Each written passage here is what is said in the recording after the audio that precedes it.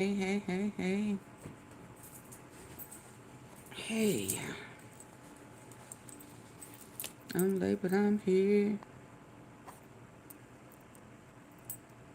I'm late, but I'm here.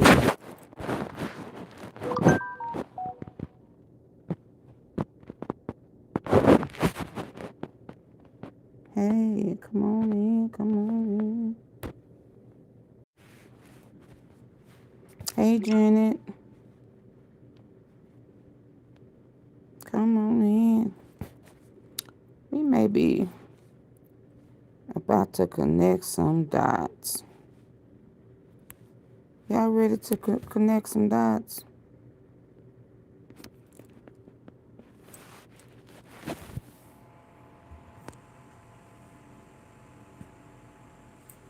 Y'all ready to connect some dots? Come on in. I'm gonna flip my girl. So listen, for a while I have been sitting on wanting to bring forth a reminder. Hey, Cane Life. Hey, hey, hey. Uh, a reminder, about a big, big bust. And is this another one protest? No. And then the other day when we was listening to Judge Joe Brown and with Memphis, and his reporter mentioned the Cineola cartel. I mentioned it as well recently because I kind of hint at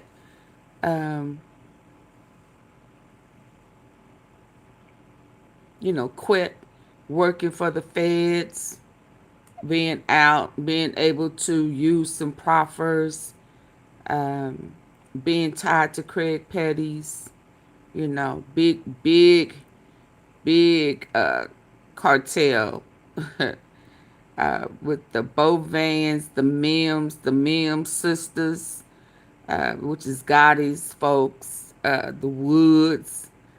Uh, and it's ironic because if we remember back, um, one of the old archives when ADOLPH was unalive, one of the people who confirmed that there was a hit and there was a bag. And at that time, they were saying a meal. But Lori Harvey had posted that straight dropping them, you know. She said straight drop did it. I may have to go back into the archives real quick. And she said 50K. Believe it or not, she said 50K. Even before the 100K and the splitting of it with Cornelius and Straight Drop, Lori Harvey said it because I have it in my archives, and I remember people saying that ain't the real Lori Harvey. She don't know. Why was she? Why was she of all people? Not knowing at that time that she was tied to Memphis by way of her real daddy, who is a Woods, right? And did she use to date? Did she use to date Diddy and his son? Wasn't she a pass around or something? But anyway, I'm gonna park that because y'all come on in, hitting the like button. And so it was interesting to me when Judge Joe Brown was talking to that man, and that man, it was obvious he was sent by Trump. Oh, it was so obvious to me once he kept saying, "Oh yeah, I have people in the White House. Oh yeah, I think Trump needs to know." Da da da da da. And I'm rushing to do this because the National Guards is supposed to appear tomorrow, earlier part of this coming up week. So y'all know I've been trying and trying and trying to hear the press conference, and I think I saw something today or yesterday that they were saying that what the duties was, and they won't have on a mask, and they won't be arresting or detaining or something. Here that is right here. So, and then today, as I was thinking about beating it, and then I started seeing some other stuff that Kanye West, I saw yesterday, Kanye West put out a whole list of people who had betrayed him. Did y'all see that? He has a whole list of betrayals. I don't know if they done gave his name up, they done implemented him. But y'all know some names are coming out on these lists. So it ain't just Trump and his folks. It's a whole bunch of folks don't want this list out. It's a whole bunch of folks don't. I was actually listening to somebody today. I don't ask me where, but it was talking about the James Comey, and they mentioned James Comey and his daughter, and how James Comey was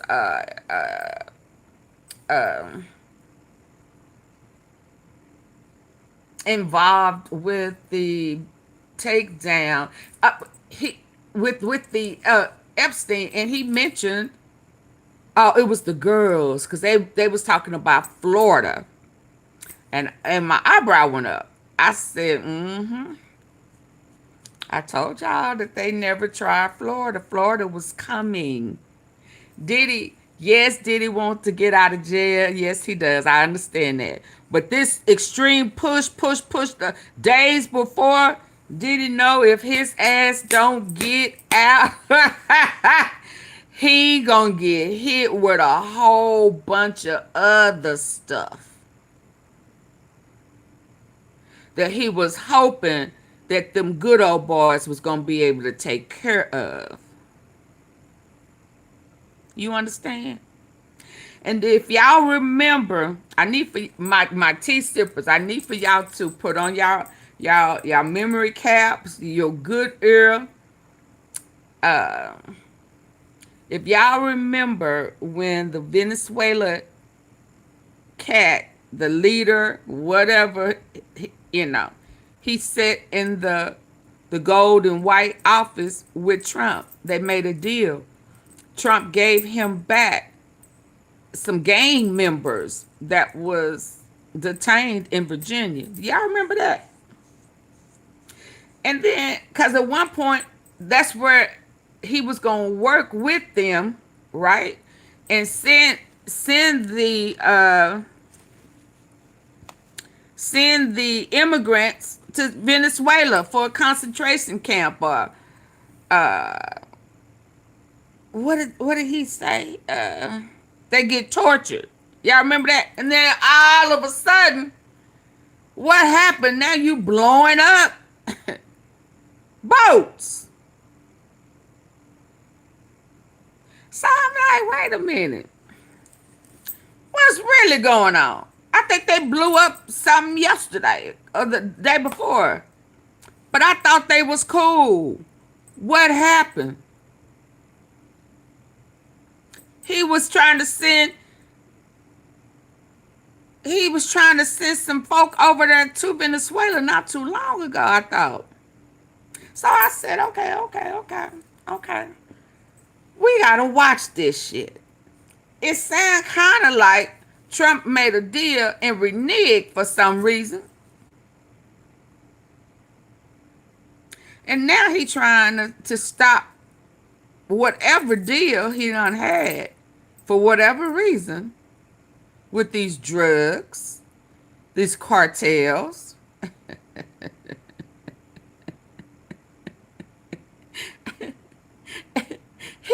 he trying to stop it big time. So we got to stay woke. I said, let me go ahead and talk to these people about this drug cartel, because something is about to pop off with these drugs. Big bus. I mean, big bus. So we gonna start here, because some shit finna pop off.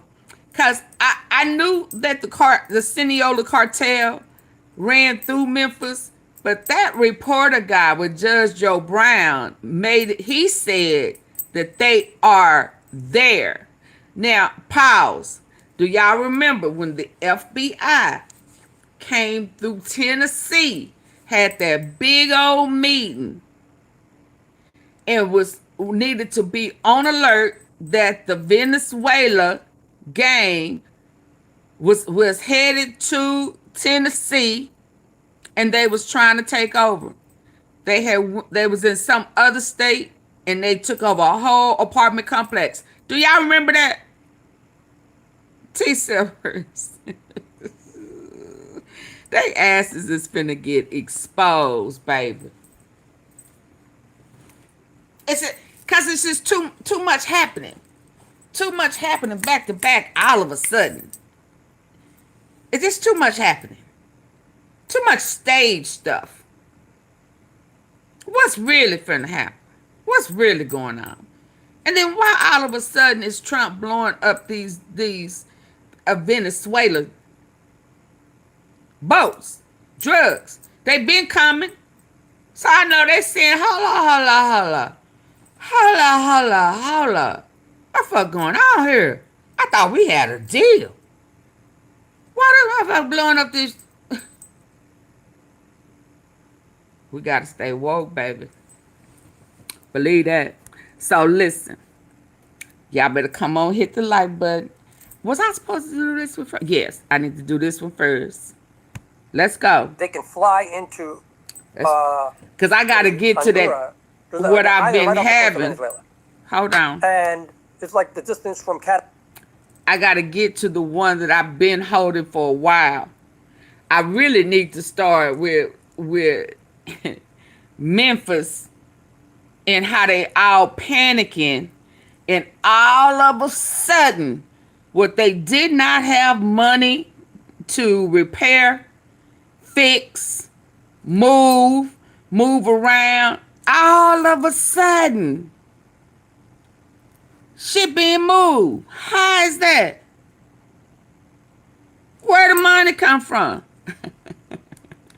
Now, I know I teased the other day, yesterday maybe, and I said, all y'all who been milking, y'all need to just put the money back so that we can get these things fixed before Trump, because Trump want war. And he finna mess up all our stuff.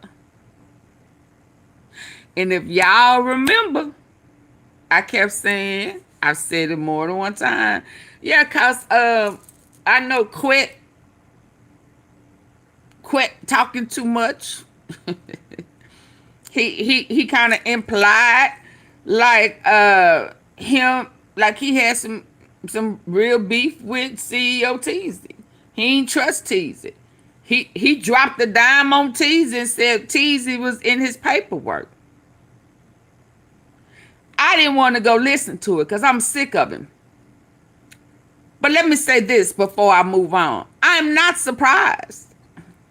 I told y'all, everybody that could have exposed Quette, he lured them. Did I not tell y'all that?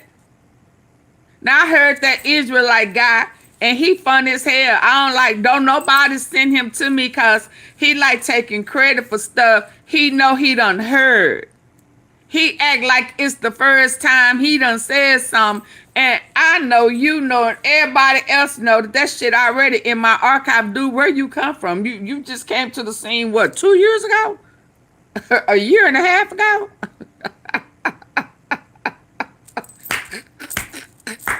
They killed me, huh? Hey, Vicky. They killed me acting like stop it. I've been said that. I'm what?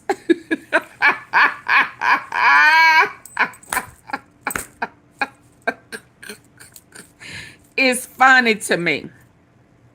And I know I just said the other day he lured them so that it'll make it seem like it's PRE who did it. I know I said a while ago that CEO Teasy, when he was pulled in for questioning, and Big Juke, when he was pulled in, they stories about Quette matched. I said that a long time ago. It's obvious Quette knows because they was on his paperwork as witnesses. It's what I heard. Okay, I'm not surprised. I'm not surprised. Just like what I was surprised at is that he did not mention Trula Mafia. And there's a reason why. Because Trula Mafia was supposed to testify against him. I told y'all that there's a few people that's left who knows where the bodies are. Did I not tell y'all that? I've been telling y'all that.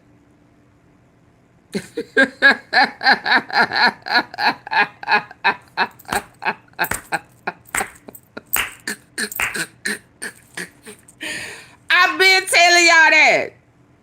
I also told y'all that that shooting, that mass shooting in Orange Mound, they spotted No Love 5. and he was supposed to be on house arrest. And that big mass shooting in the mound was because he was spotted. And then he started allegedly giving up folk. So it sounds like, I didn't watch it, but what I heard, it sounds like Quette been knowing who was going to testify against him. Now, if he is innocent, for the ones who didn't believe Cornelius.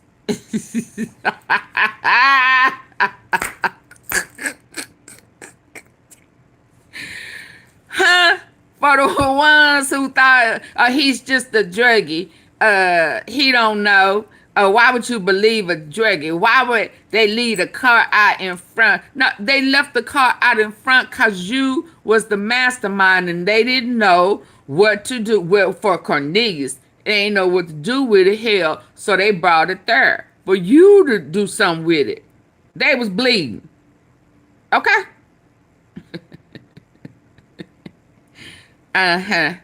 So if, and I do say if, or since Manny was led to believe with his charity case, he was really believing, I guess, him and Vlad.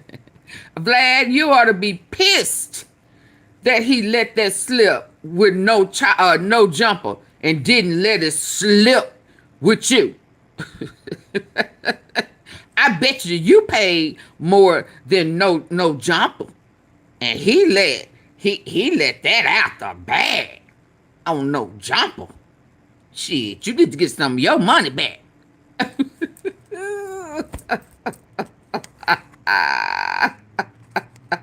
But for the ones who was thinking that he was innocent, huh? Why would he have a witness? Why would his boys? Yeah, because I told y'all a long time ago, if we go into the archives, I got more pictures of Quette and Teasy than I had with Teasy and Big Juke.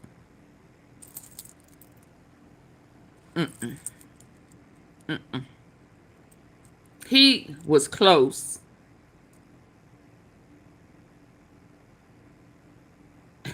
to quit. So something happened. Okay? And if y'all remember, I know y'all don't, because some of y'all ain't been with me that long. Right? The day before, right before Teasy got unalive, it was a big old, big old, big old, big old bus. Highway bus. I think he had got picked up, if memory serves me correctly, shortly after he got out.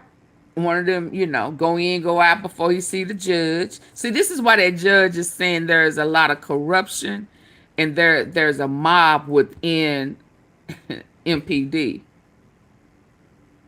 Okay? But they asked us no. Judge O'Brien being all in Trump's ear, he done talked about the corruption. They got to get the shit together. You understand? So they making some major movements. But right before Teasy, the day before Teasy was taken out, it was a big old bust on the highway. Big old highway. I think it was about coming through Arkansas, and they got stopped. It was on its way to Memphis. Huge bust. Next day or two, Teasy was lured and unalived. Chief Davis went and got that phone, that watch, that Apple whatever, slid a little ass back in there in that SUV with a side piece Sean, and we really ain't heard nothing else about Teasy until now. Where Quette let it out the bag. The shit had gotten ugly. And Teasy was going to testify against Quette. Well, I thought he was innocent. Huh? So you mean he wasn't innocent?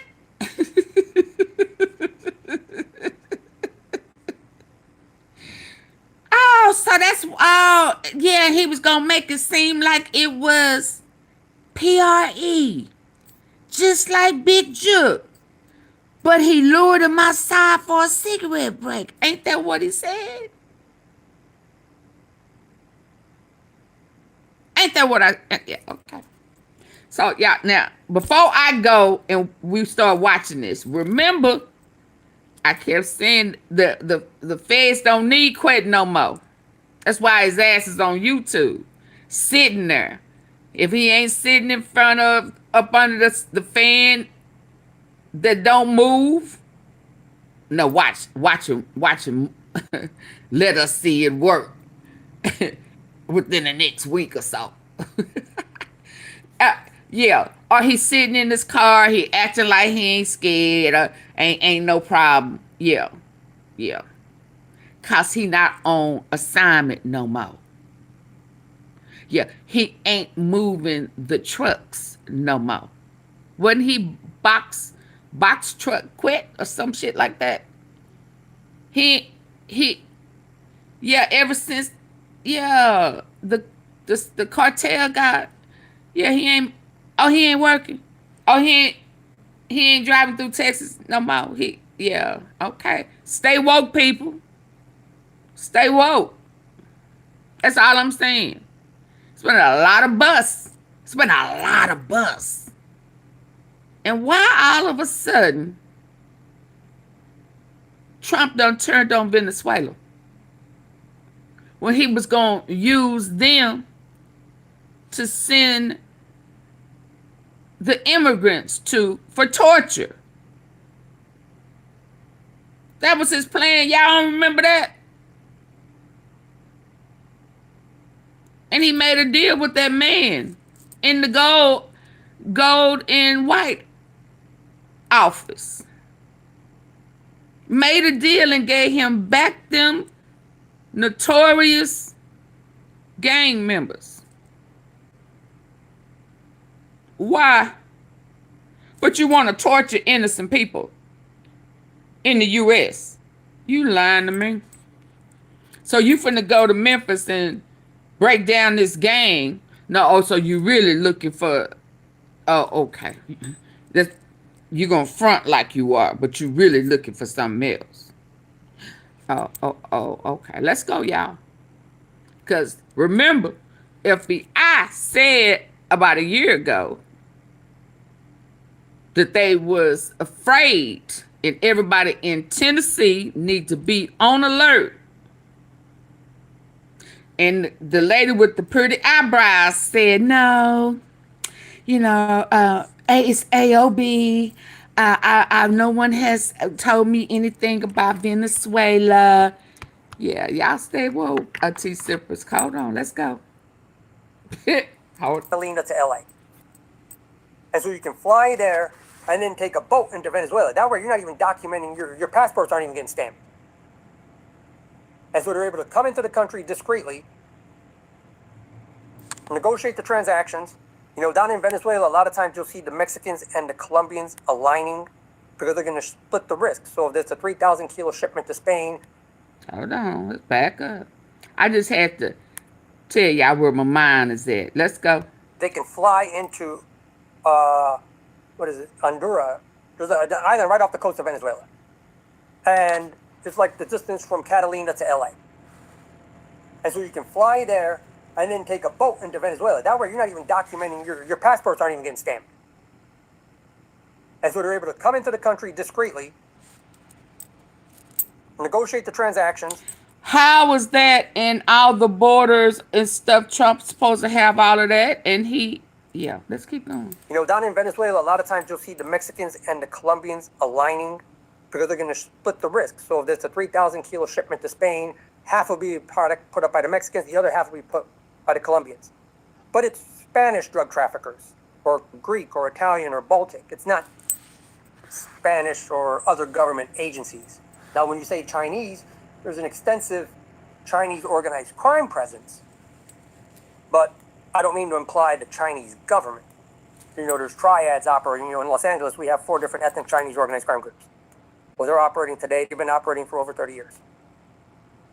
And so, you know, they're not necessarily representing the government's issue, but no, don't get me wrong. The Chinese government does activate organized crime for specific purposes.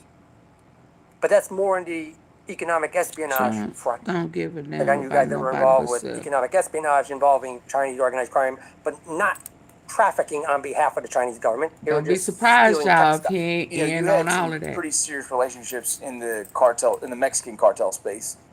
Have you heard any kind of feedback about the Mexican cartel right now, about what's developing and what's happening in Venezuela? Is there essentially, are they threatened by the business that Venezuela is running currently right now? Is it affecting their business personally? No, it's expanded it significantly because Venezuela provides a haven for them to operate. See, remember, the Venezuelans profit from the Mexican operations because they're taking the chunk off the top.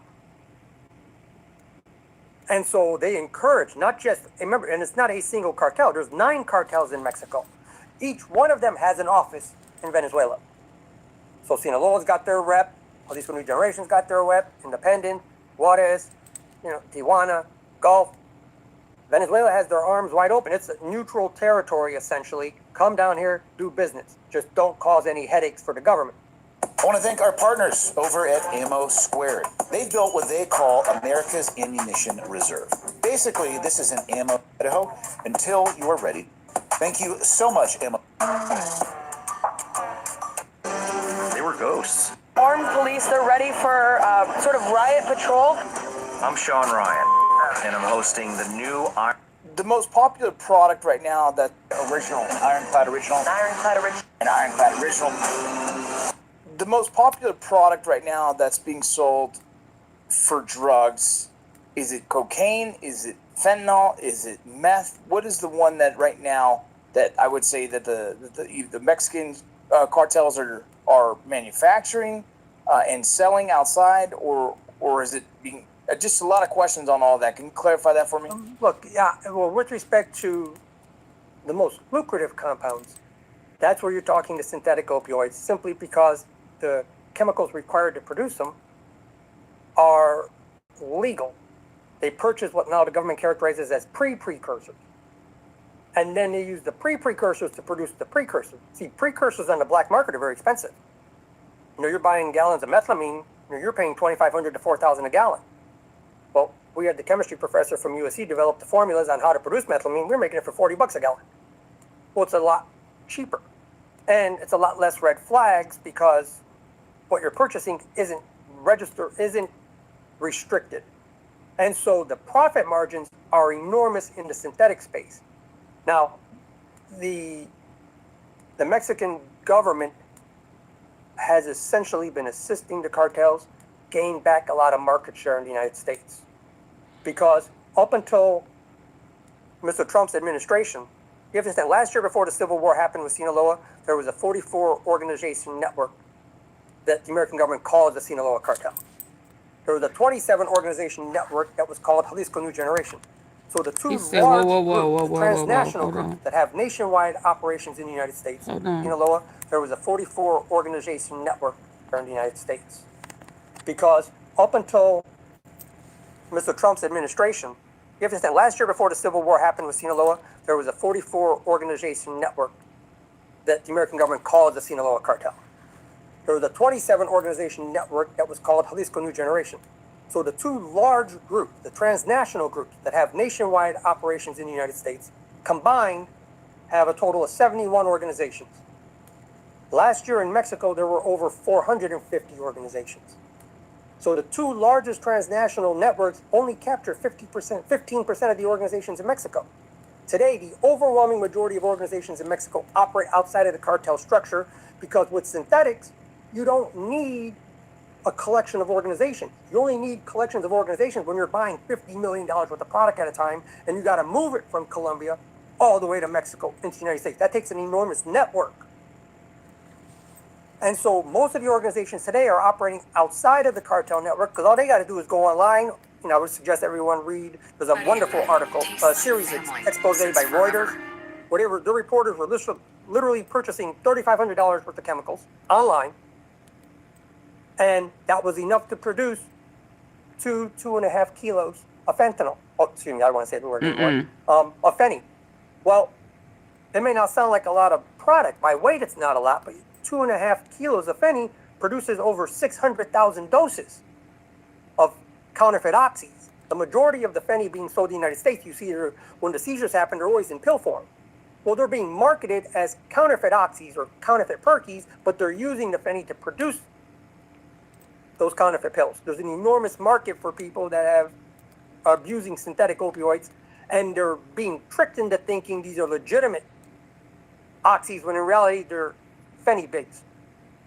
Well, that $3,500 investment maybe take in total, maybe you pay some guy $25,000 to synthesize the reactions. You're going to pay $20,000 to get it to the border, maybe another $10,000 to get them pressed into pills. The kids that are running across the border, they're charging $10,000, $15,000. And so you're $70,000 in on an operation to produce 600,000 doses that in Phoenix has a wholesale price of $2 a dose. So it's a $1.2 million payout for a $70,000 investment.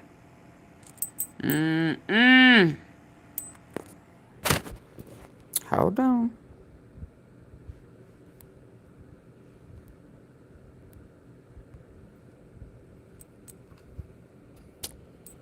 Dang it, what is that one?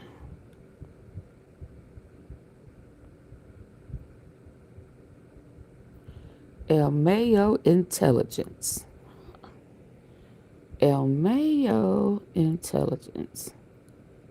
Dang, I need to watch this. Did El Mayo provide intelligence for U.S. strike target drug? But okay, well, hold on. Hold on. That one of the reporting and the thought process is Y'all hit the like button. force the Venezuelan military to kind of panic and maybe lose money, and then that way they can force Maduro out of power.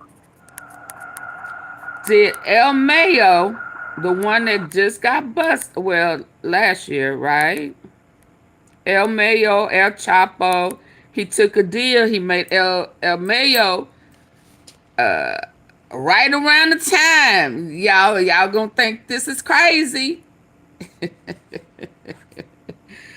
Do your research. Right around the time, hi Sharon, that old boy got acquitted. El Mayo took a deal. Oh man, where am I? Oh, hold on, cause I remember thinking that was odd, cause I had already in my mind was saying that he done gave up some, he done snitched on them people, the cartel. Hold on, when did El Mayo take that deal? Uh-huh. Uh-huh. That's why that nigga mad, cause he found out they was finna give him the death penalty. Give me death. Take the deal. It's been life in the big house. El Mayo, U.S. deal.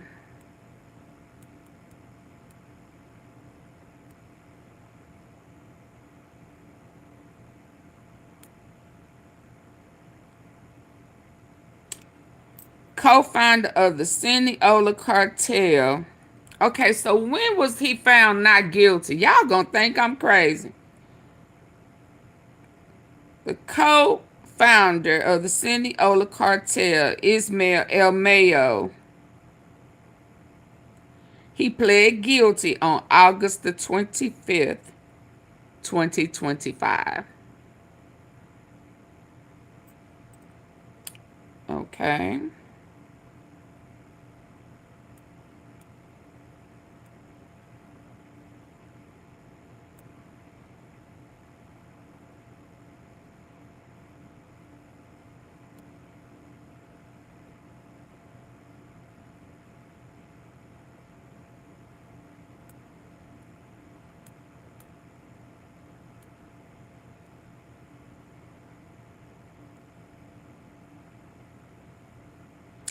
Hernandez Govan was acquitted on August the 21st, 2025. Yeah. Yeah. I knew I wasn't crazy. Okay, carry on. Let's hear this. That one of the reporting and the thought process is they're trying to. And he no longer is driving up and down the highway. Y'all remember that. He's no longer needed. For the cartel. Let's go. But he did take his ass to Texas right after he was acquitted, right? Yeah, reckon they had a check for him. Reckon. Thank you, Max. Reckon. Okay. Remember that August 21st, acquitted. Them 3 days he was in there fighting. He was supposed to take that 10 years. You know, he felt like he had to give him something. Yeah. That's why he thought what he was going to give him, he was going to walk out. Y'all better stay woke. The Venezuelan military to kind of panic. Thank you for the party hats and the thumbs up and the floating hearts. Thank you, Max. Hey, Miss Conti Bob.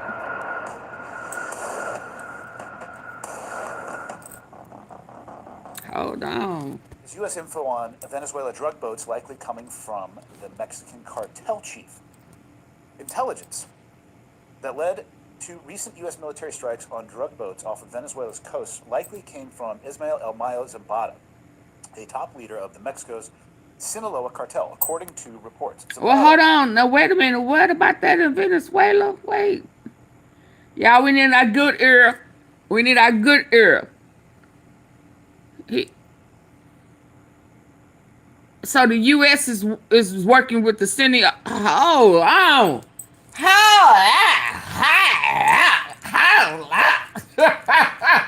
a minute. What? Hell chief. Intelligence that led to... Here we go, that intelligence again. Intelligence in the CIA and ooh wee. Recent U.S. military strikes on drug boats off of Venezuela's coast likely came from Ismael El Mayo Zambada, a top leader. The one that took a plea deal.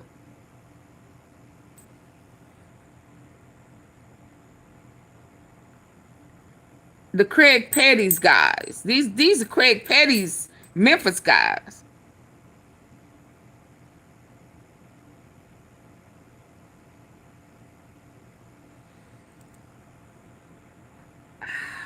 It's likely coming from the Mexican cartel chief. Hold up, y'all. Hold up. This shit funny to me. There's U.S. info on Venezuela drug boats likely coming from the Mexican cartel chief. Intelligence that led to recent U.S. military strikes on drug boats off of Venezuela's coast likely came from Ismael El Mayo Zambada, a top leader of the Mexico's Sinaloa cartel, according to reports. Zambada, who recently struck a plea deal with U.S. authorities, agreed to plead guilty to charges including drug trafficking, murder plots, and torture in exchange for a life sentence instead of the death penalty. And human trafficking. Oh, did I forget to say that?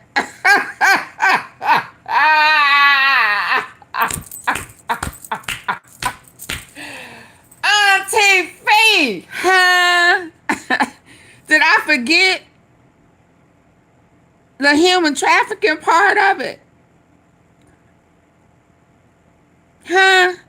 I mean, wasn't Trump just trying to traffic 600 kids? Unescorted kids? AunTeaFee, huh? You lying to me. Huh? Huh? Didn't I just read off to y'all where they was doing these secret missions and they really, in late in the midnight hour? God's gonna turn it around. It's gonna work in yo. Yeah. Later, and they still are trafficking these people, these immigrants, and they cut off the signals and stuff.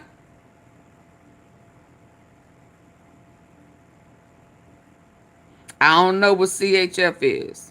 Yeah, y'all better stay woke. That man was just making a deal with Venezuela. What done happened? So, El Mayo, congested part. So now he done made deals with El Mayo, El Chapo. And now he all of a sudden blowing up the boats and stuff with Venezuela. I just said, what happened? Why he done flipped the script on Venezuela after they had just made a deal? They made a deal, y'all. Oh wow. This is crazy. This he gonna get us all killed, y'all. That's why he putting up all that armor riding stuff. He messing it up with everybody. Y'all better keep y'all eye on Ghislaine Maxwell, Bryan, Texas, cause they need her ass over wherever they trying to take these people, where they gonna steal all of U.S. money. And when it's all said and done, we gonna look up and we gonna be whatever comes after trillions. We gonna whatever come after that. We gonna be broke. It's gonna be the biggest U.S. heist. Okay? And they ass gonna have all them little kids over there. They gonna have ears with, cause see it. What's his name? BB. Yeah, he the one going what he did. Yeah, let me stop. Let's go. That's who gon' I play Trump. That's who gon' strip him. Yeah. Likely came from Ismael El Mayo Zambada, a top leader of the Mexico's Sinaloa chief. Intelligence that led to recent U.S. military strikes on drug boats off of Venezuela's coast likely came from Ismael El Mayo Zambada. All this time, y'all, we've been hearing the Epsteins, and they digging off into this man's past. What have we heard? How he get that job? Oh, the sweetheart deal. Why? Cause he's a part of in what? He's a part of in what? He's a part of what? Ghislaine Maxwell, her daddy. He mysteriously gone. He was a part of what? Intelligence, CIA. Yeah, Barr. Barr, who daddy gave Epstein the job that he didn't have nothing, didn't qualify for it. He was CIA intelligence. Oh, okay. A top leader of the Mexico's Sinaloa cartel, according to reports. Zambada, who recently struck a plea deal with U.S. authorities, agreed to plead guilty to charges including drug trafficking, murder plots, and torture in exchange for a life sentence instead of the death penalty. His cooperation allegedly exposes how Venezuela's Cartel de los Soles collaborates with the Sinaloa cartel in drug smuggling operations. Following the deal, the Trump administration deployed warships to Venezuela's coast and carried out strikes that killed 14 alleged traffickers in 2 incidents.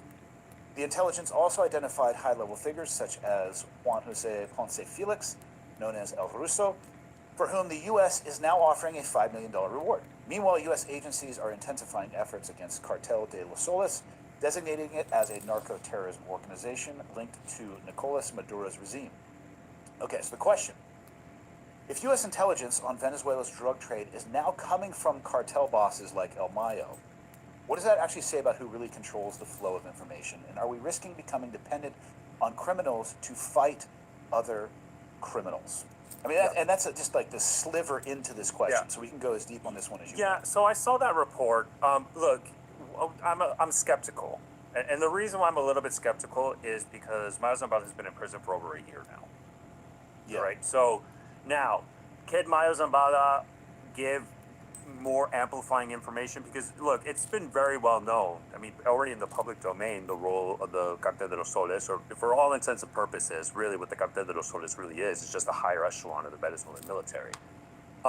We've known their interactions with various cartels. We've known, for example, the cocaine, obviously the vast majority of cocaine produced in the world is in Colombia.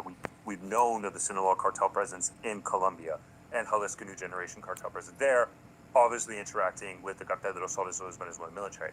Could have Maduro given more broadening information? Absolutely. I don't think that's, and that he has a breadth of knowledge because he's been doing this for decades. But to kind of directly links that to these recent military strikes that we've seen, it just doesn't pass the scrutiny test, because one of the ways I would push back is, even before this plea deal, we've seen record seizures on maritime routes in the Caribbean Sea, all the way back from 2024, and 2025 looks like it's going to shatter those records. In January 2025, the French Navy seized over 9 tons of cocaine in a maritime interdiction operation in the Caribbean. We've already seen law enforcement agencies, now obviously we have the U.S. military, and when I include law enforcement, I'm also including Coast Guards in general, and the South American navies and European navies that are operating there, have record seizure. What I would say, I don't think Mayo Zambada was key.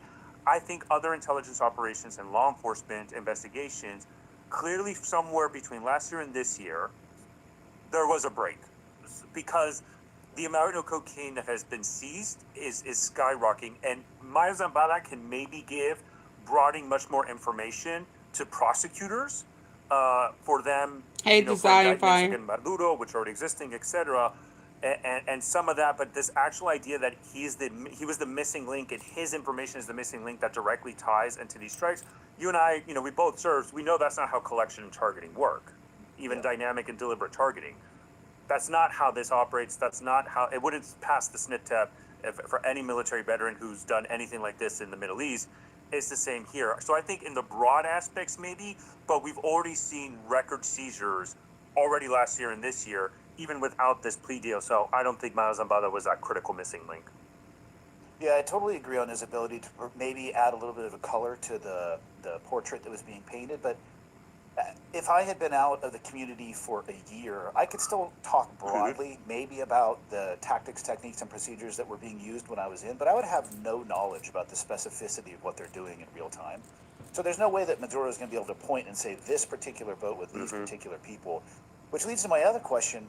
Why do you think it was these two vessels versus other vessels that might be out there? If all these seizures are up, how are they arriving at such a high level of fidelity that they're comfortable with kinetic strikes? Because I used to target people. Well, I didn't do the targeting. I would be sent out to either stop the vehicle, and depending on the actions taken by the people in vehicles, I never did this on a vessel. But even then, 100% certainty, I don't think I ever got something like that from even the highest level military intelligence officers, because you have to leave room for the fact you might be wrong. Your intelligence might be flawed or dated. I mean, that's where I guess that's where the JAG always comes in and advises the commander about the legality of the strike, right? Like, everybody makes fun of military lawyers, but the general always, the first question the general asks, or whoever has strike authority, hey, lawyer, is this legal? That's the lawyer's job to give it to you, right? And no, I would agree. I think we've had a pretty clear picture. Now, the questioning, there's a legality, humanitarian law, international law about military strikes against drug traffickers. Look, in the end of the day, this is a new approach from the United States. My counter to that is we have seen, South American air forces shoot down drug planes because they wouldn't, abide by the rules. Like, hey, you need to, land. And they would refuse to land, and then you would see the air, various South American air forces have historically shot these planes down out of the sky, right? Obviously, this is a different scenario and situation, but it just kind of continues that, and we're starting to see much more. I think people are realizing there's a much more militarized approach, and it's time will tell if this is the right approach. But there's never going to be 100% certainty. The first strike that killed 11 people, really, I tweeted about this, but it's like that's weird. I've seen hundreds of videos of drug smugglers and narcos utilizing boats to ship drugs, right? I've seen hundreds of them. And 11 people on one boat just doesn't, I've never seen that many people, and it just doesn't make sense because you want to maximize cargo, not people. Generally, you see 2, 3, maybe 4. A lot of times it's just one. So something about that first one was a little bit weird and suspicious, and I don't think anybody has really been asking the questions from a reporting side to try to get to the bottom of it. But, I do believe there's a high degree of certainty of what's going on. It's just the president made this decision to take lethal action because, again, like I said, we've seen a significant increase already in maritime routes. And to be honest, Secretary of State Marco Rubio said this. They're maybe capturing 2, 3, 4, 5%, and that's true. And we've seen an explosion in cocaine smuggling, and that's kind of the problems that they're running into. And it's not only just a U.S. problem. Said a lot of South American countries and European navies are trying to address this problem, but it's impossible to catch it. If I may, Andy, just something you said in a previous question that I just want to bring up was the El Ruso, El Ponce Felix, and that bounty on him. What I would say is, I don't even, again, it's not Mayo gave that critical information. I think this is what kind of he was already known to law enforcement. Now, the argument can be made is the reason why you like cooperating witnesses is because now you don't necessarily have to divulge intelligence, right? It's just cooperating put witnesses. that. Nothing necessarily classified about that. They They're said giving information to riot prosecutors gear. have to go to court. Public record, there might be sealed Hey, evidence, but it's kind exclusive. of This more shit is open. insane. But El Ruso was very well known to be a key figure of Mayo Zambada and now his son, Mayito Flaco. He was based out of Sonora, and we track his fighters. Like right now, they're very active in Sinaloa fighting their rival, Los Chapitos, Los Guanos, etc. And so, again, it's not necessarily an intelligence, because intelligence is more of the, And this would also include Dallas South Dallas, Gotti, cocaine music, the New Dallas. Y'all better stay woke, baby. Let's military go. intelligence, your CIA, NSA, NGA, all those three-letter acronyms and agencies. I think this is just gives it's easier for the Department of Justice because a lot of times in intelligence reports there will be an intelligence report with the caveat this will not be used for any legal proceedings. That is a caveat in a lot of intelligence reports. Well, with a cooperating witness, you don't have to worry about that anymore, and I think it's more from the prosecution perspective. That's why we're seeing a lot of these indictments and much more public reporting because now it's not sources and methods, it's the testimony of a convicted. Oh, wow. Ooh. It's never been easier to Y'all start a have we? podcast than with Riverside. Here's how it works. Hold on. First, go to riverside.fm. Drug kingpin. Hold on. Everybody, let's be real with each other for a we second. understand. Most doctors do not care about optimization. They do care about you, but they're checking your basic labs. They tell you that everything is looking normal, and they're going to send you on your way. Meanwhile, you're feeling tired, your performance is slipping, Do and y'all you know know? that something is off, and that is where Marek helps. MAREK. I guess it's just a personal question based off your experience and the means and methods secret. What a focal point for 10% off. Oh, wee. Yep, no, that's fair. Yeah, you can keep the means and methods secret. Do you have any sense of, I guess it's just a personal question based off your experience and then maybe what you've seen on the OSINT intelligence you have access to.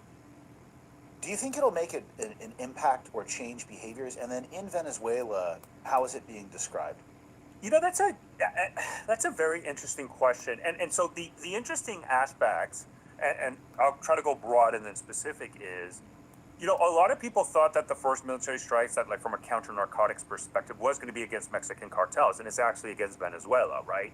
So, inside of Venezuela, we are seeing the Maduro regime really amp up the propaganda. They're really trying to create this war footing, get people to mobilize, get higher recruitment to kind of solidify the power of Nicolas Maduro so he can continue to stay in power. And y'all know what's funny? Never mind. Let's keep going. And that kind of continues to this day. And that's where the biggest change is, talking to Venezuelans, there is this uneasiness, but not necessarily panic, if that makes sense. Like there's, okay, wait a minute. There's, okay, he did these strikes and we got videos of 2 strikes.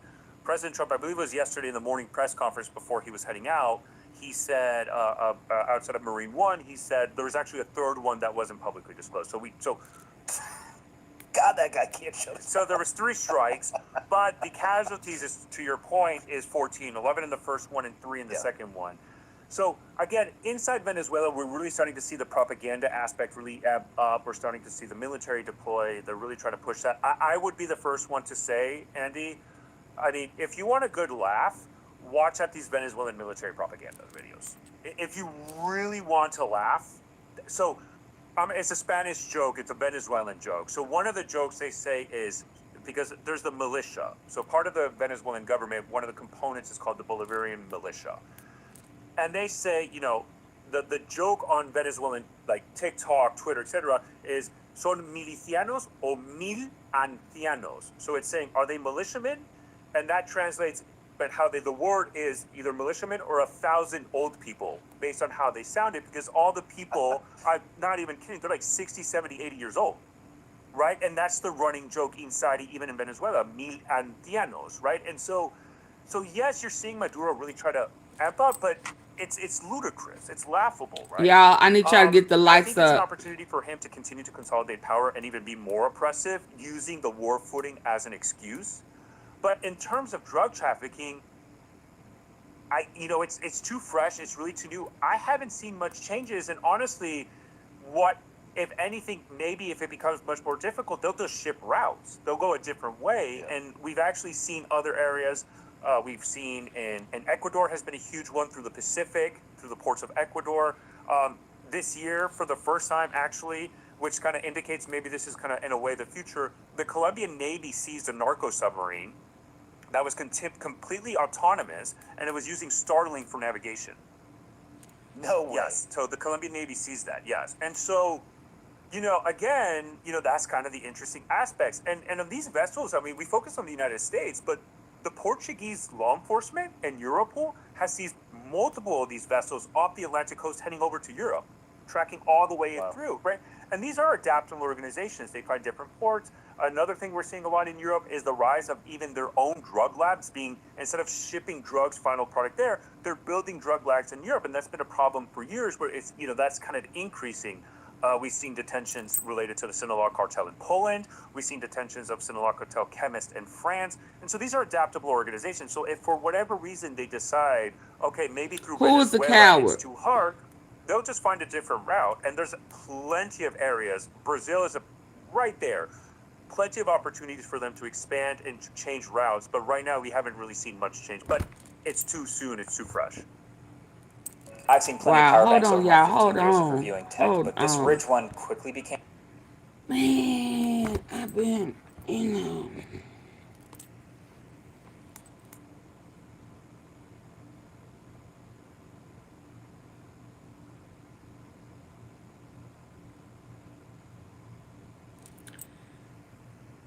Y'all gonna believe this?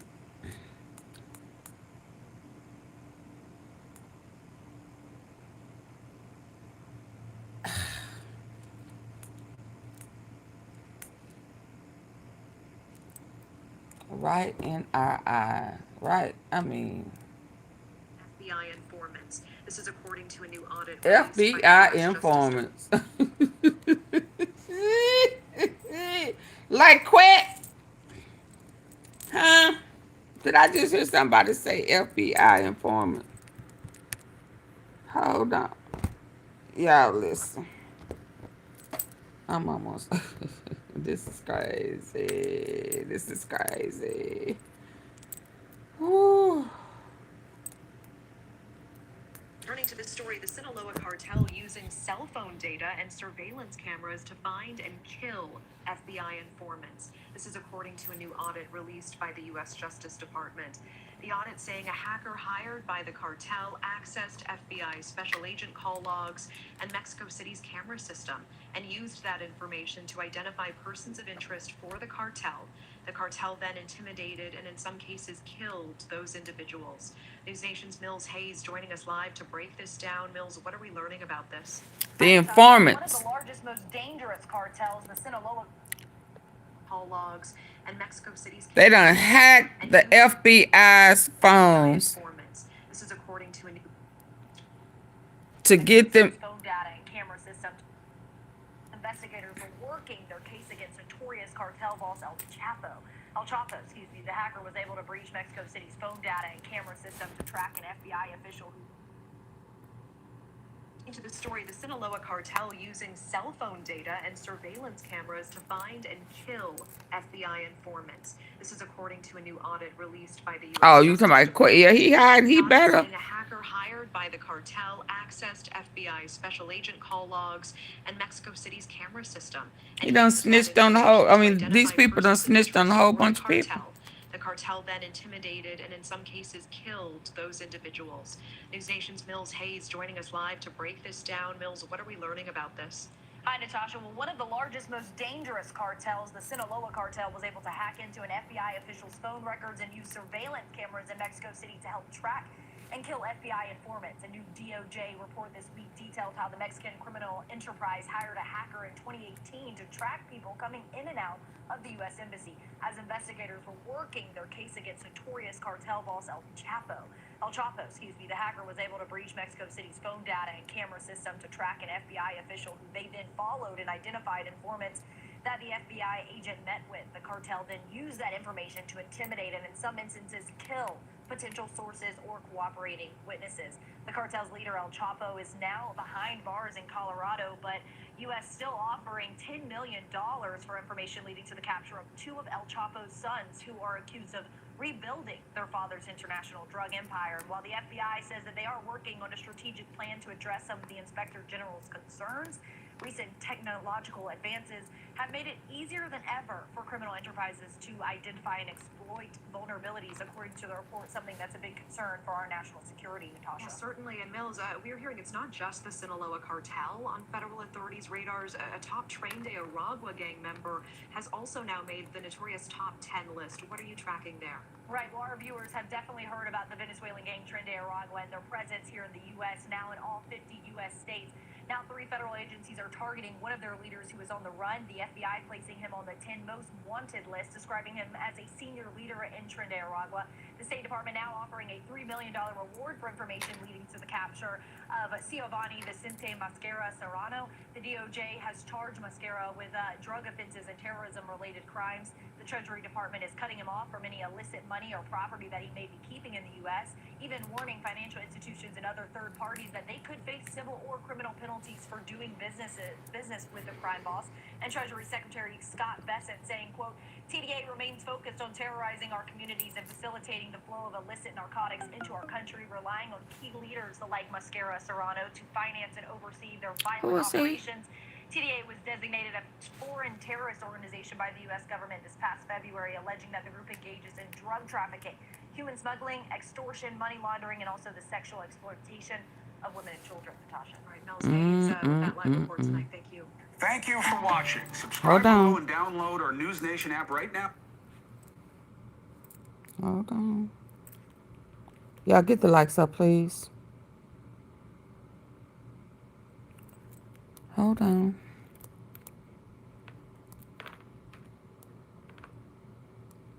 FBI compromise.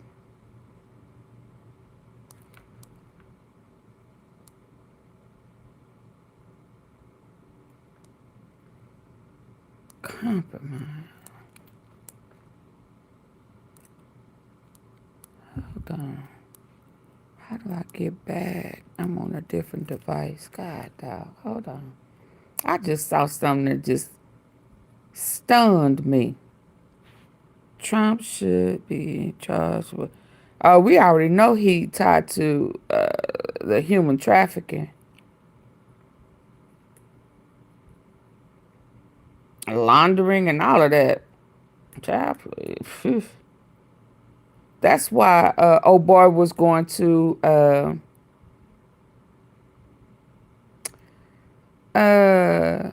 tell on him. Epstein. He was gonna blackmail Trump. Where did I put this? I just saw it. Is this it? 25 feet. Hold on, it's over here. Okay. They got tunnels. Russia entered the U.S. Venezuela showdown. Russia.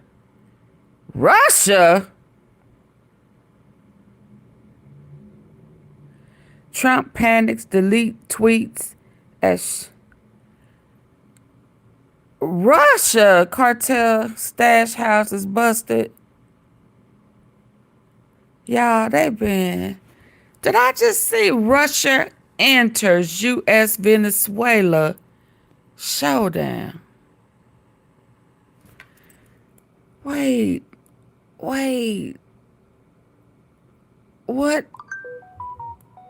What?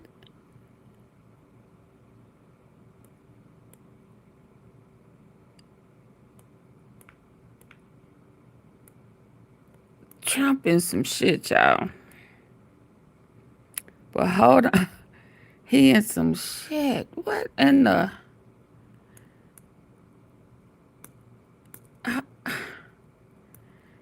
Come on.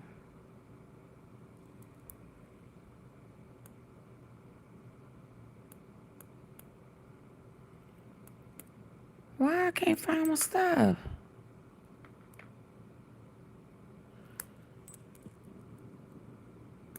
This theme seems to come up over and over again in every dispatch almost.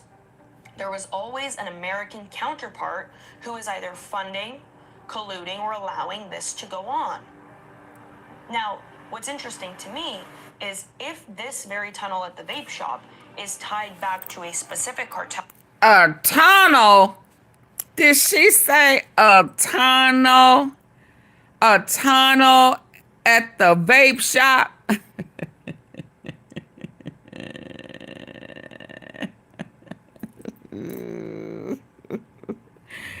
A tunnel?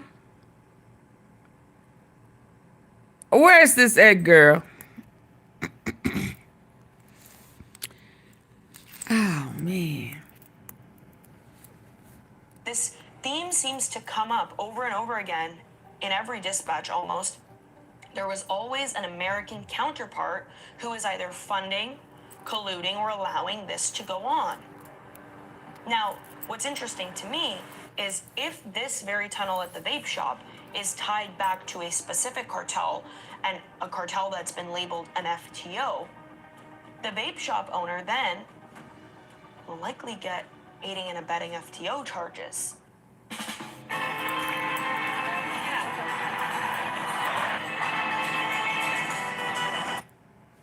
Beneath an ordinary vape shop in Laredo, Texas, federal agents found a 25-foot tunnel that was used to smuggle drugs from Mexico into the U.S. We've heard about these tunnels before, but let's get into it. What is happening 25 feet deep inside? Beneath an ordinary vape shop in Laredo, Texas, federal agents found a 25-foot tunnel that was used to smuggle drugs from Mexico into the U.S. We've heard about these tunnels before, but let's get into it. What is happening 25 feet deep? Insane. There's tunnels all over these border towns leading from Mexico into the U.S. And this isn't something new, but it is something that cartels are making more of their modus operandi since the southern border crackdown. Thank you guys so much for tuning in to this episode of Borderland Dispatches, an Ironclad original brought to you by Ground News with yours truly, Katarina Schultz. Listen, how far will these cartels go to burrow under the U.S.-Mexico border? That's a rhetorical question because they'll go pretty fucking far if you ask me. Listen, we know that tunnels aren't new. What's the first time we really heard about a significant tunnel in the news, significant case? El Chapo's legendary escape from prison in 2015. Let's travel back in time to about these tunnels and then come back to present day. So in 2015, El Chapo Guzman escaped from Altiplano prison through a mile-long ventilated motorcycle on rails tunnel. And this was kind of like our first indicator of the high-level cartel engineering that these guys have access to. In the early 1990s in San Diego, Tijuana to San Diego, ventilated motorcycle on rails tunnel. And this was kind of like our first indicator of the high-level cartel engineering that these guys have access to. In the early 1990s in San Diego, from Tijuana to San Diego, a sort of crude concrete reinforced tunnel was found. There were some pathways here, but nothing compared to what the cartels ended up leveling up to. In the 2000s, this is when these fully ventilated, well-lit tunnels with rail systems were being discovered. And then the wall goes up, the southern border gets cracked down on, and what do we see? Full-scale, full-fledged tunnels to humans, people with. So Trump making all of this issue about the wall, they got tunnels. Get the lights up. And hell, you still negotiating with them. So maybe that's why they're not needed at the border no more. I mean, when was the last time you heard them really talk about the border, the wall? Very low. Dang. God, dog. Hold on. When was the last time we heard him talk about the wall? The border? No. Y'all working on tunnels. Yeah, you done made a deal with Venezuela and you done turned your back on them. And cause one of these people talking about, hold on. Y'all get my likes up. I'ma shut it down. Come on. Criminal records, babies, possibly, as we've seen in Babies. my current reporting in Juarez. What about the babies? Ventilated, well-lit tunnels with rail systems were being discovered. And then the wall goes up, the southern border gets cracked down on, and what do we see? Full-scale, full-fledged tunnels to smuggle drugs, humans, people with criminal records. What's up on the Diddy house, they say? As we've seen in my current reporting in Juarez. What's up under them houses? These tunnels are literally engineered to a point where you can comfortably cross through them. And you're completely avoiding any detection because you're underground. You build a wall and the cartels are digging under them. Toxic. That looked like that time when Black Youngster popped out. It looked like he was up under a tunnel somewhere. Under them. A big To my recent surprise. this was certainly the X marks the spot tunnel in Juarez. You know, the big infamous red X. In Juarez, there was a giant tunnel under that sculpture directly leading to El Paso. A lot of the local reporting, which is very solid, showed the reinforced walls, the drainage system, and GPS level planning to ensure that whoever was using this tunnel would get from point A to point B timelessly, almost effortlessly. And this really was a prime example of how much of a hotspot Juarez remains in terms of human and drug smuggling, despite that border wall, the land crossing, having really been cracked down on, right? We've seen thousands of additional National Guard deployed by Mexico and then National Guard deployed by the US. The optics of this border region paint the picture of a fairly locked down border. But as soon as you go underground, the optics completely shift. And it seems as though right now, for a lot of the federal agencies, cracking When down was the on last these time you heard tunnels Trump talk about has the border? become a main priority, because this is what's now being used.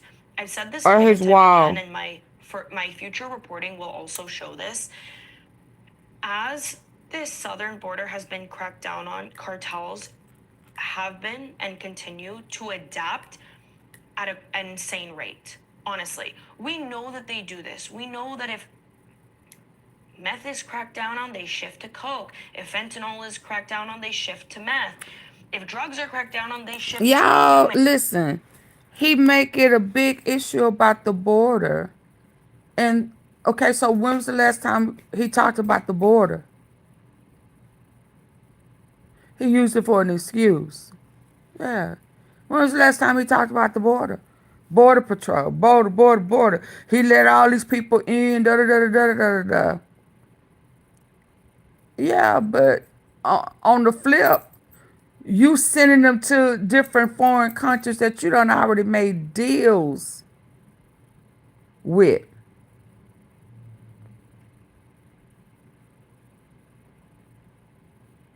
Yeah, I mean, because, again, why all of a sudden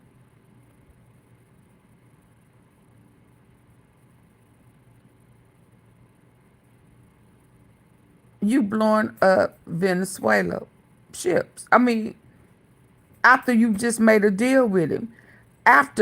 It was only after,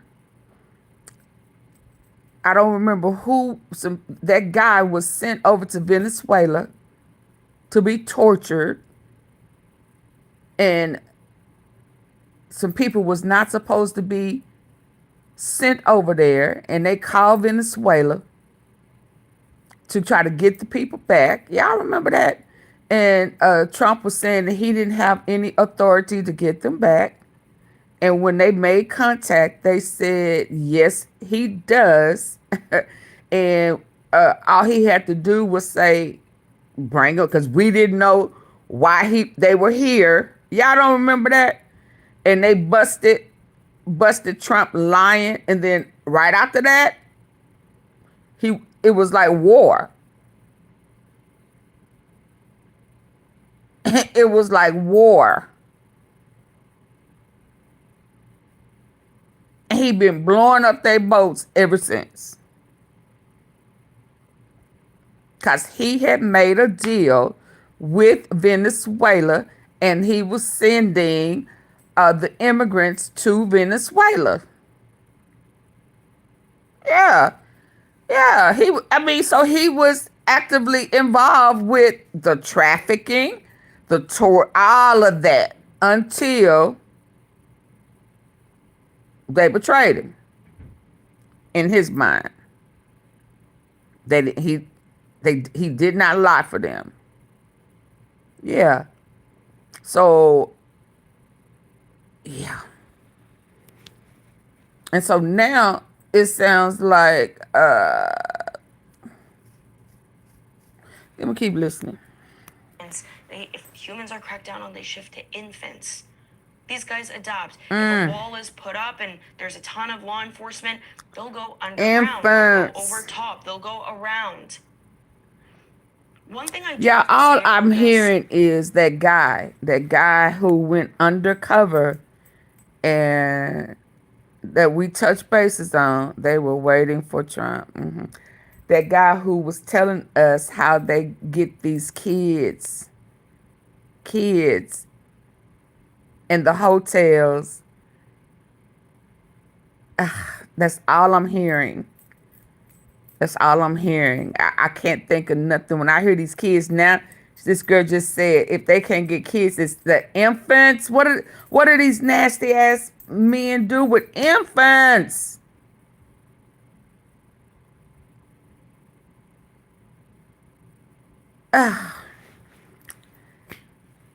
See, they knew how crooked and dirty this man was when they let him into office.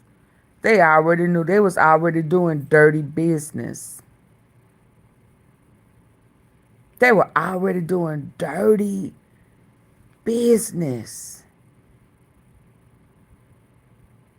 Oh, wow. You know, I want to talk about the infrastructure of these tunnels and really like the sort of genius behind this. There's really no better way of putting it, honestly. But on a human level, it does really concern me, just the lengths that these criminal organizations are willing to go to fill in the gaps of lost revenue.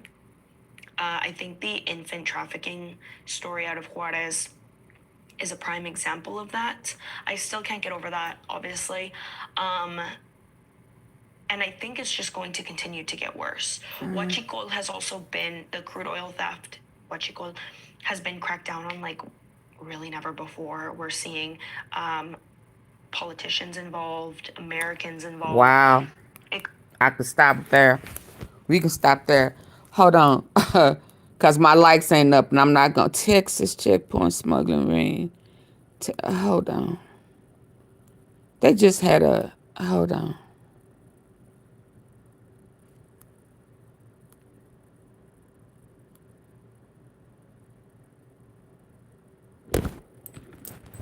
Hold on, y'all. Yeah, I need 60 likes. Oh my God. Hold on. Where's my charging bank?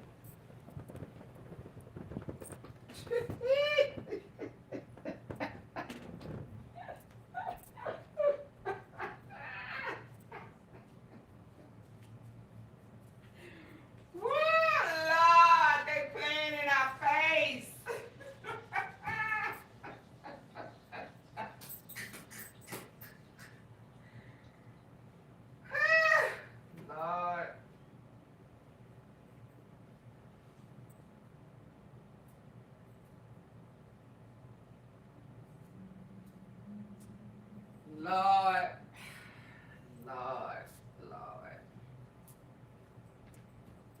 I get it. I get it. Oh my God.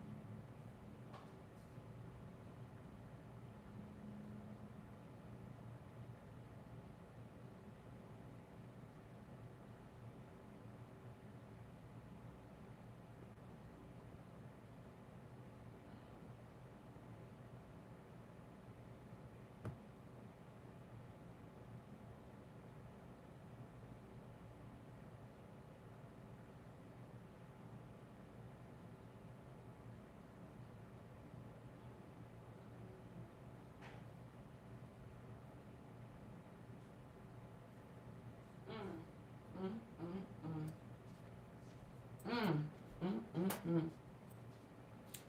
Y'all don't get it. Y'all just don't understand.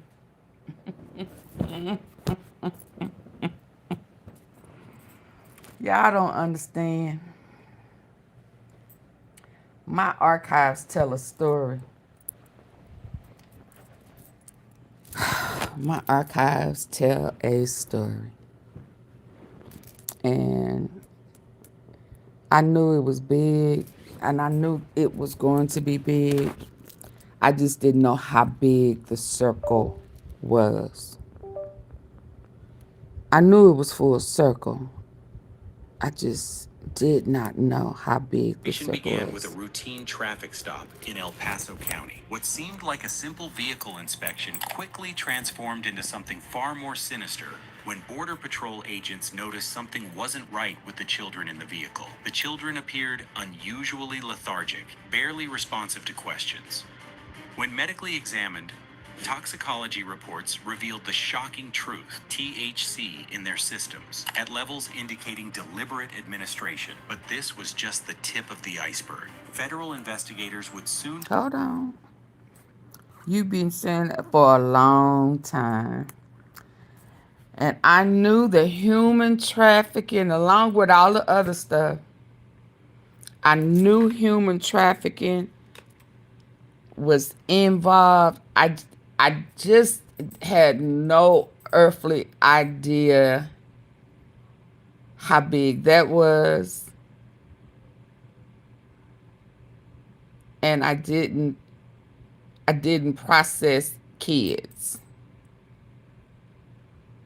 But I knew, I mean, just really off of Dolph and Mo 3, if I'm gonna be honest with you. Cause I felt like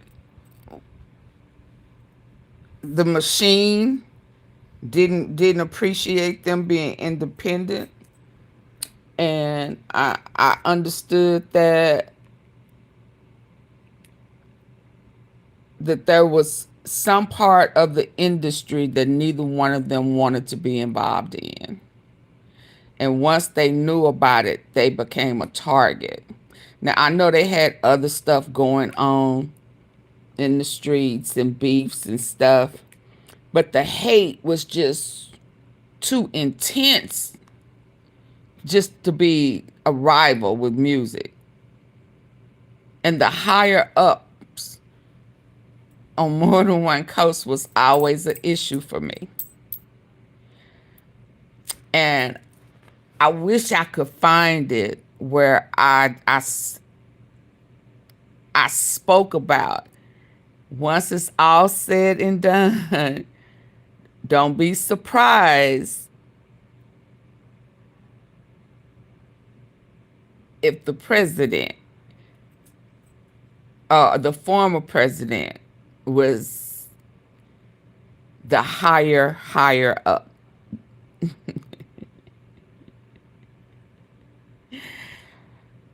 And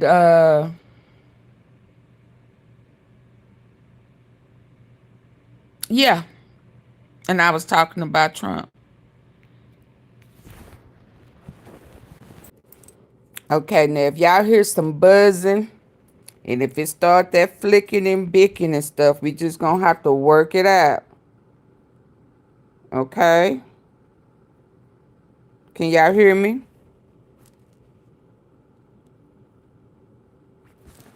If it start to clicking and blicking, we just gonna have to deal with it, okay, good people? Can y'all hear me? Cause the phone is hot. I guess it got. They said, "Oh hell no, we gonna have to shut this down." Yeah. So we indirect. Okay, so El Paso child trafficking, and they was drugging them. Y'all, it's so much similarity in all of this, including Diddy. These kids and stuff have been drugged and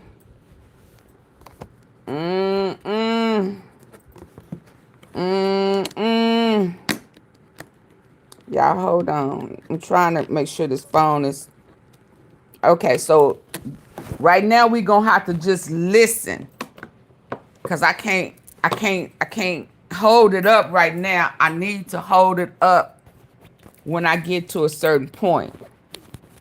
So that I get this out before whatever unfolds in Memphis, however long the laws are gonna be there.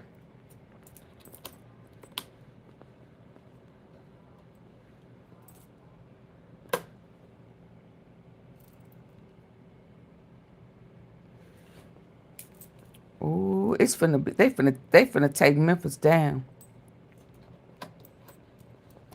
You got that judge telling it.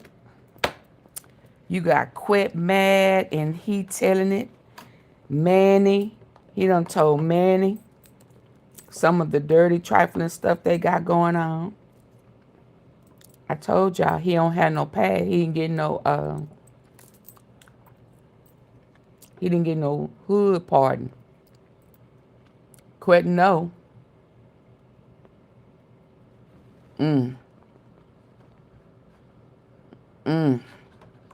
Quette knows that they trying to give him life. Death. They trying to get him the death penalty.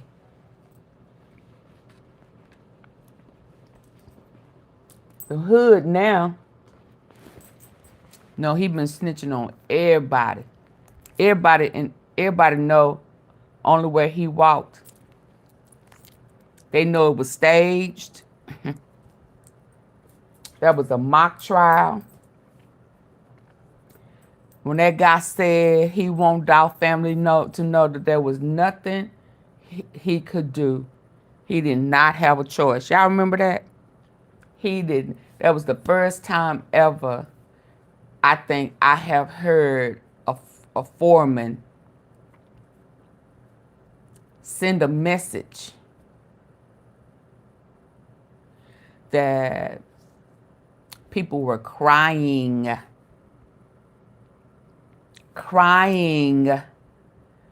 because they did not want Quette to be set free.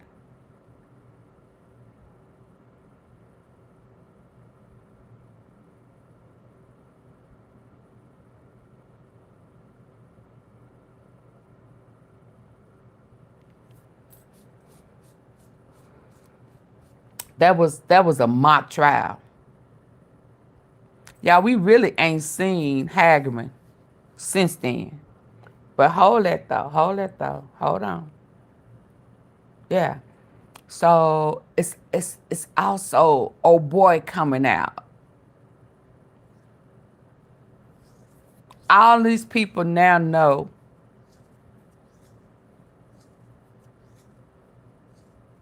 that Quette was backdooring everybody. He was a federal informant and state informant.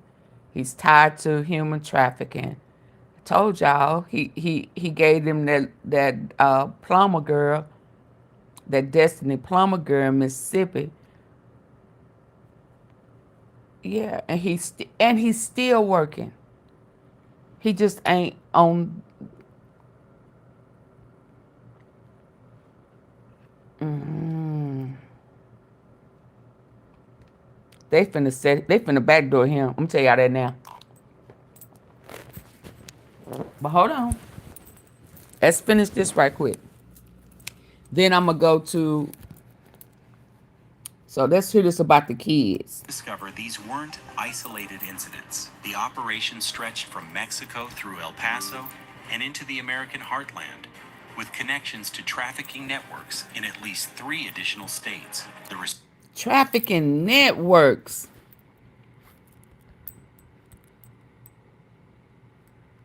Trafficking networks. Did y'all hear that? It's a whole network.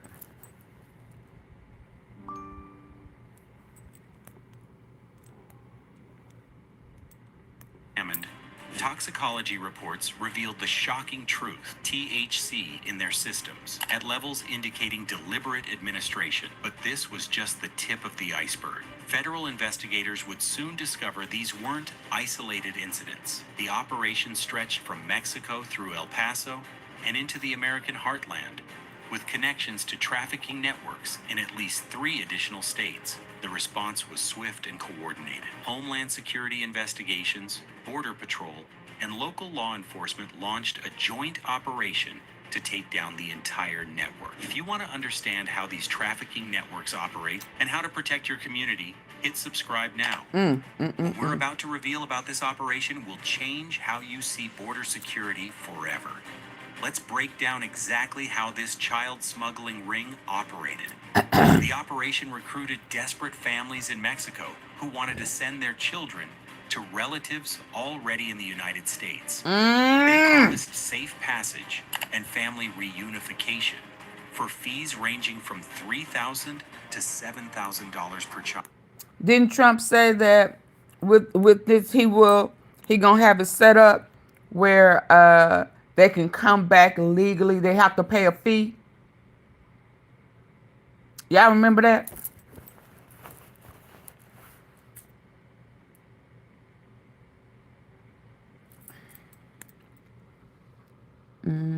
United States.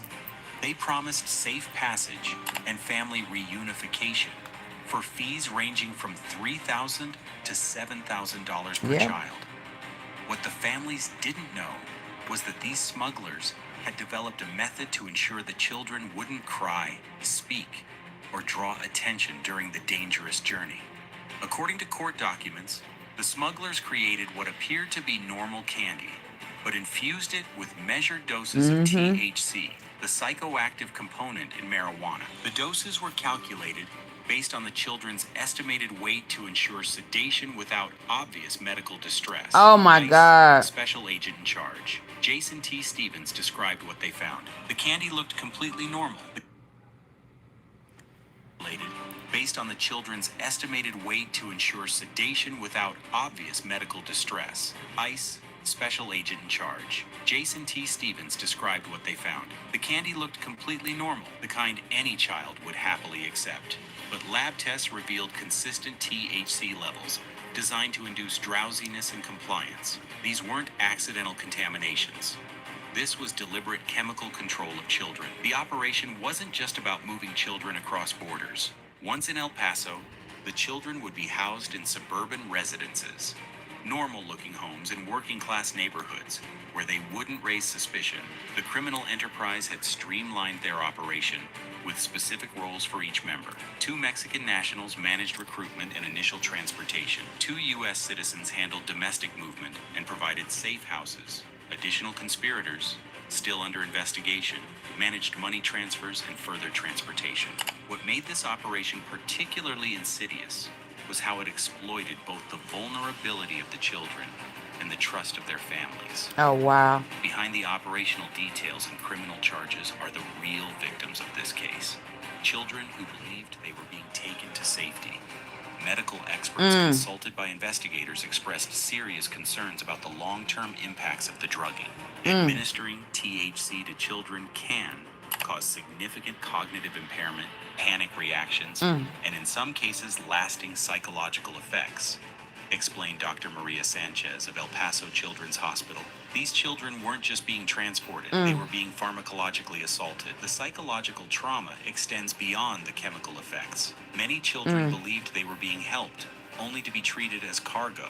When ICE and HSI agents executed simultaneous raids on 4 locations across El Paso County, they found more than just evidence of smuggling. They discovered children being kept in sparse conditions, waiting for transportation Oh to my their next goodness. destination. Oh ICE my has been working with God. child welfare specialists to Oh provide my proper care and to God. locate family members, both those waiting in the U.S. and those who paid for their children's transport from Mexico. This case represents a disturbing evolution in trafficking. Oh my God. So they don't pay to have them come over here just to be trafficked and beaten, tortured, like our president said. Tortured.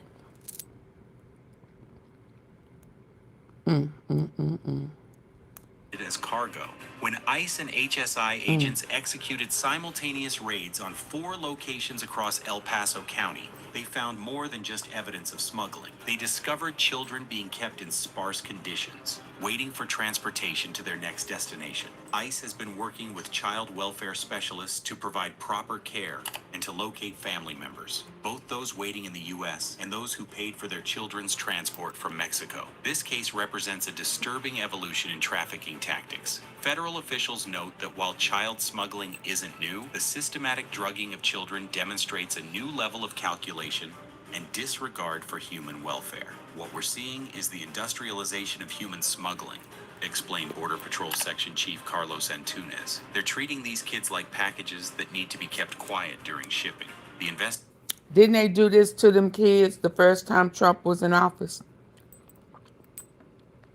And those kids were being displaced by their parents and taken advantage of, molested, and all that type of stuff. And he didn't care.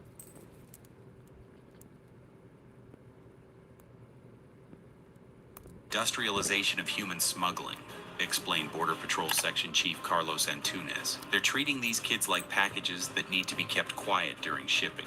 The investigation has already led to additional leads in similar operations, suggesting this may be a tactic that is spread among multiple trafficking networks. On September 15th, federal prosecutors announced charges against all 4 members of the trafficking ring. The 2 Mexican nationals, Alejandro Vasquez Cruz, 38, and Maria Portillo Sanchez, 42, face charges of conspiracy. Oh, hold up. She looked familiar. Wait a minute. Who is she? Who is she?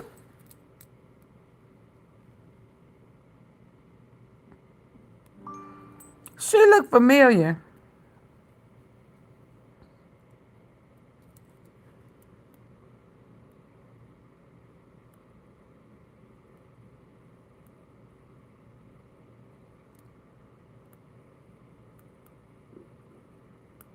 Federal prosecutors announced charges against all 4 members of the trafficking ring. The 2 Mexican nationals, Alejandro Vasquez Cruz, 38, and Maria Portillo Sanchez, 42, face charges of conspiracy to smuggle aliens into the United States, transportation of minors for illegal purposes, child endangerment, controlled substance distribution to minors. The 2 American citizens, Daniel Ramirez, 35, and Sonia Mendez, 29, face additional charges of harboring illegal aliens, maintaining premises for illegal activities, money laundering.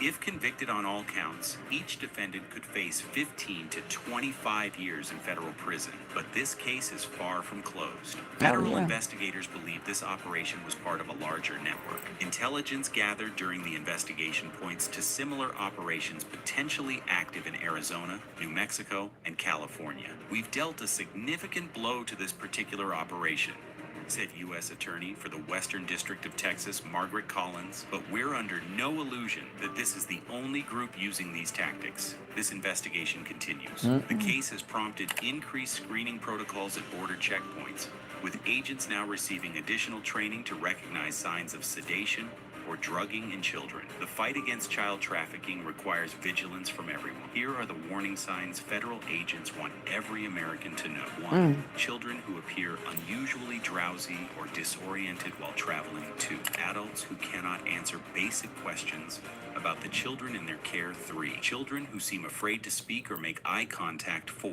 Multiple children being transported by adults with no clear familial relationship. If you suspect child trafficking, contact ICE's tip line immediately at 866-DHS-2-ICE. Your call could save a child from exploitation. The battle against these traffickers continues every day along our borders. The men and women of ICE and Homeland Security investigations remain committed to dismantling these networks and protecting the most vulnerable victims. If you stand with the agents fighting to Hold on.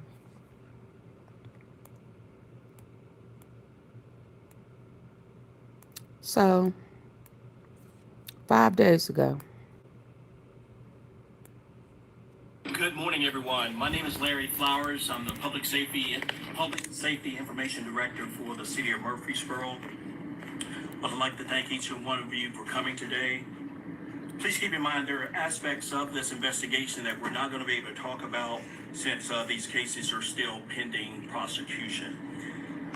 Let me first begin by saying it's a great day for the City of Murfreesboro as well as several communities throughout the Middle Tennessee area. The where? Of 33 Throughout the what? The Middle Tennessee. Oh Lord, we in Tennessee now? What done happened a few days ago in Tennessee? Huh? Please don't tell me. Yeah, what done happened in Tennessee? And he said we can't really talk about it because there's still some things going on.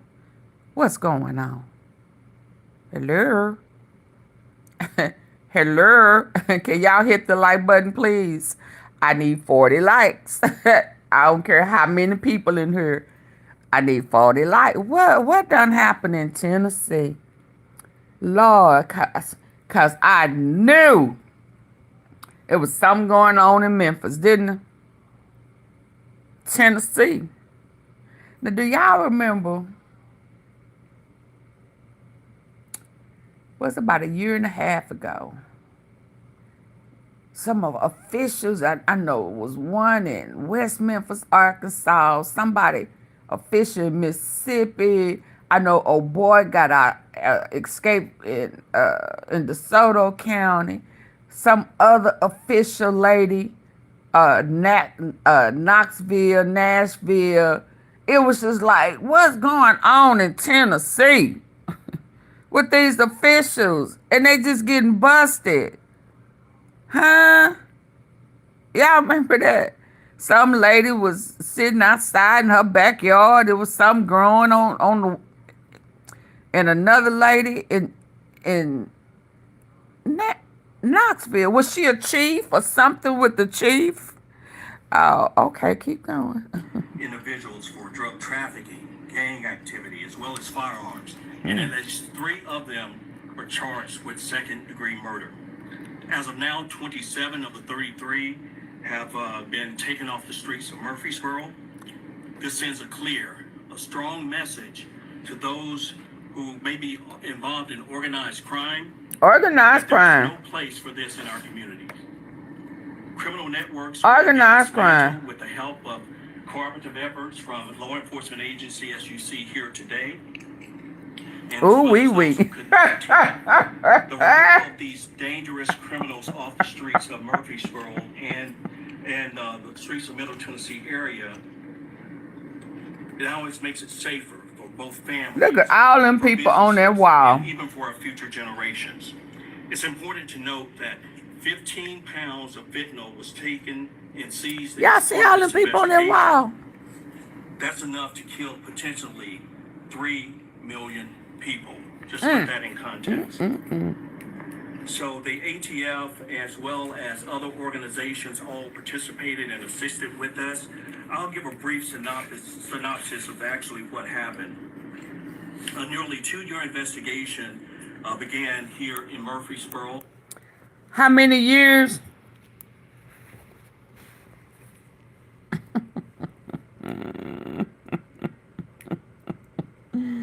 Y'all gonna believe me one day. How many years? How long Teasy been gone? Where is... Let's go. Involving illegal drugs, gang activity, as well as firearms that resulted in 33 people. These individuals that you see behind me, following a 2023 overdose death right here in the city of Murfreesboro.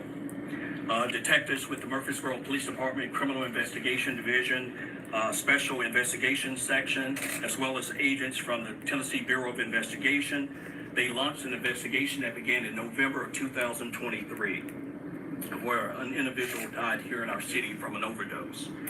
Detectives from Metro Nashville Police Department also played a major role in this operation. In early 2024, investigators identified multiple suspects that were connected to overdose deaths.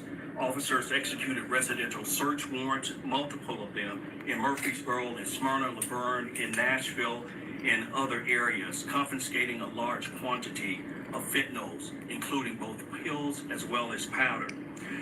As the investigation expanded, authorities uncovered a network of high-level fentanyl distribution operation out of Nashville and supplying Murfreesboro and other communities with these deadly drugs.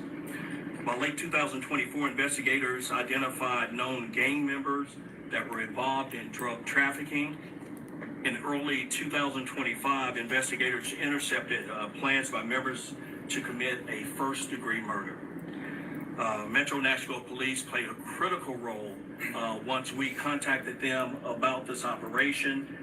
They came out and they assisted, and we took those criminals off the streets, preventing a potential homicide. Further investigation revealed a cartel involvement with the individuals that were arrested here in Murfreesboro that attempted to deliver a large quantity of fentanyl to the Middle Tennessee area. As well as we discovered a big fentanyl lab in Nashville and seized additional narcotics. And I think we'll have a screen up here. The things that were seized during this operation was 15 pounds of fentanyl, both powder as well as pills, 2.5 pounds of methamphetamine, 2.1 pounds of heroin, 2 pounds of cocaine, 61 firearms, including automatic weapons and guns linked to homicides. There were body armor and suppressors. 15 vehicles, at least 3 of those vehicles were stolen. $175,000 in U.S. currency, 17 residential search warrants, and evidence linked to 2 overdose deaths. Now we're going to show you, we're going to hand out later a list of each one of those people who were arrested so far. Again, 27 have been arrested, 33 total, and so there are outstanding warrants for those 6 remaining ones. It's important to note here in the city of Murfreesboro, we saw a decrease in overdose deaths last year. Since 2020, we've had an average of 51 overdose deaths a year. Last year, we saw a reduction, 38% in reported overdoses, 29% in the reduction of overdose deaths.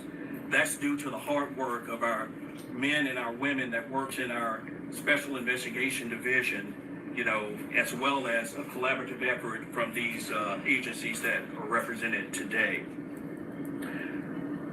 To put that in context, that's more, we see more overdoses here in the city of Murfreesboro than we see suicides, homicides, and vehicle fatalities all combined. To put that in perspective. Now, speaking today, we're going to go in this particular order. Daryl Richardson, he's the Assistant Director for the Tennessee Bureau of Investigation. Lieutenant Matthew Bogowski. He's with the Metro Nashville Police Department Specialized Investigation Division. Nick Supio, I'm sorry, I mispronounced your name. Supios. He's with the Tactical Diversion Squad Group Supervisor with the DEA. And Chief Jason Irvin with Sparta Police. And we'll go in that particular order. We're interested in, Assistant Director of TBI's Drug Investigation Division. I want to start by extending my heartfelt appreciation to dedicated law enforcement agencies you see here today. What cartel, though? They didn't say which cartel. Commitment to public safety have been crucial in this operation. Today is a testament to the power of collaboration when it comes to protecting our communities. And when we unite, we succeed. This investigation is proof yet again that there are individuals right here in our state who are trafficking in deadly drugs, firearms that have absolutely no regard for human life. But let me make this crystal clear. We are not backing down. We are using every tool at our disposal, and we are going to do everything it takes to stop these dangerous criminals. There are countless drug investigations. So this is 3 hours outside of Memphis. And that's because we don't stop at just one arrest, and that's where we start. One lead connects to another, and that's how we continue to dismantle these criminal networks piece by piece. And that's exactly what's happened here. You asking me, did I know about this? Yeah, but I have pushed it. We knew that one overdose was one too I have. And we weren't just going to sit back. Yeah. We didn't stop at targeting the street-level drug dealers. We went after the entire drug trafficking organizations, fueling the chaos. But I think it was another one. Progress that we've made. I can say with complete confidence that thanks to the relentless efforts by the investigators involved in this operation, lives have been saved and our streets are safer. But let's me also say this. This will not be the last time you hear from us. We will continue to deliver because, once again, this isn't the end of the line. It's our starting point. We're going to keep pressing forward, protecting the innocent and holding the guilty accountable. That's our promise. They had a big one in Kentucky. Not now. I'm Lieutenant Matthew Bogowski with the National Police Department's Specialized Investigations Division. In Florida, I think. Representing Chief Drake and my colleagues who've been a part of this investigation since 2023. I can't emphasize enough the magnitude and importance of the investigation we are announcing today. I assure you lives have been saved in Nashville, Rutherford County, and the entire region. I can't have that. The individuals under indictment were part of a drug trafficking organization that distributed large quantities of deadly fentanyl onto the streets of our communities, and as a result, we believe several persons in our state overdosed and died. Our investigation found that violence was perfectly acceptable to certain members of the group to protect their drug interest and the money that flowed from it. In fact, in March of this year, during a critical point of the investigation, we received information concerning a planned homicide that was about to take place. A planned homicide. When was this? Ain't that kind of what happened in that paperwork with Quette?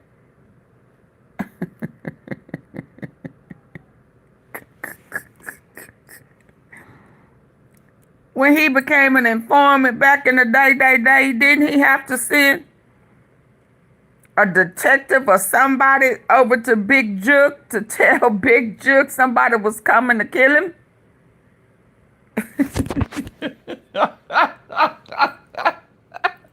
I can't make this up.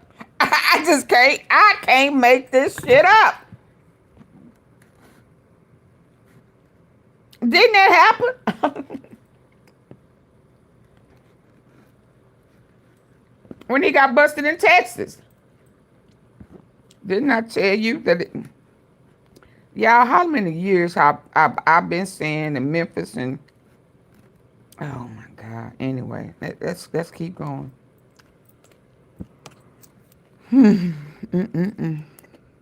Relentless efforts, teamwork, and unwavering commitment to public safety have been crucial in this operation. Today is a testament to the power of collaboration when it comes to protecting our communities. And when we unite, we succeed.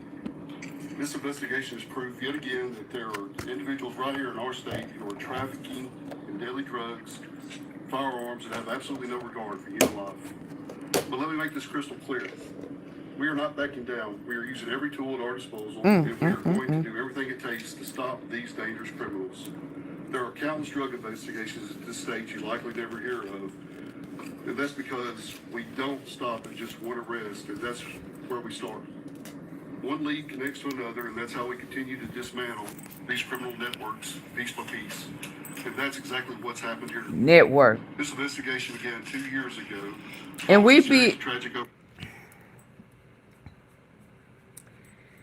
we often would wonder, well, I know I did, how does one man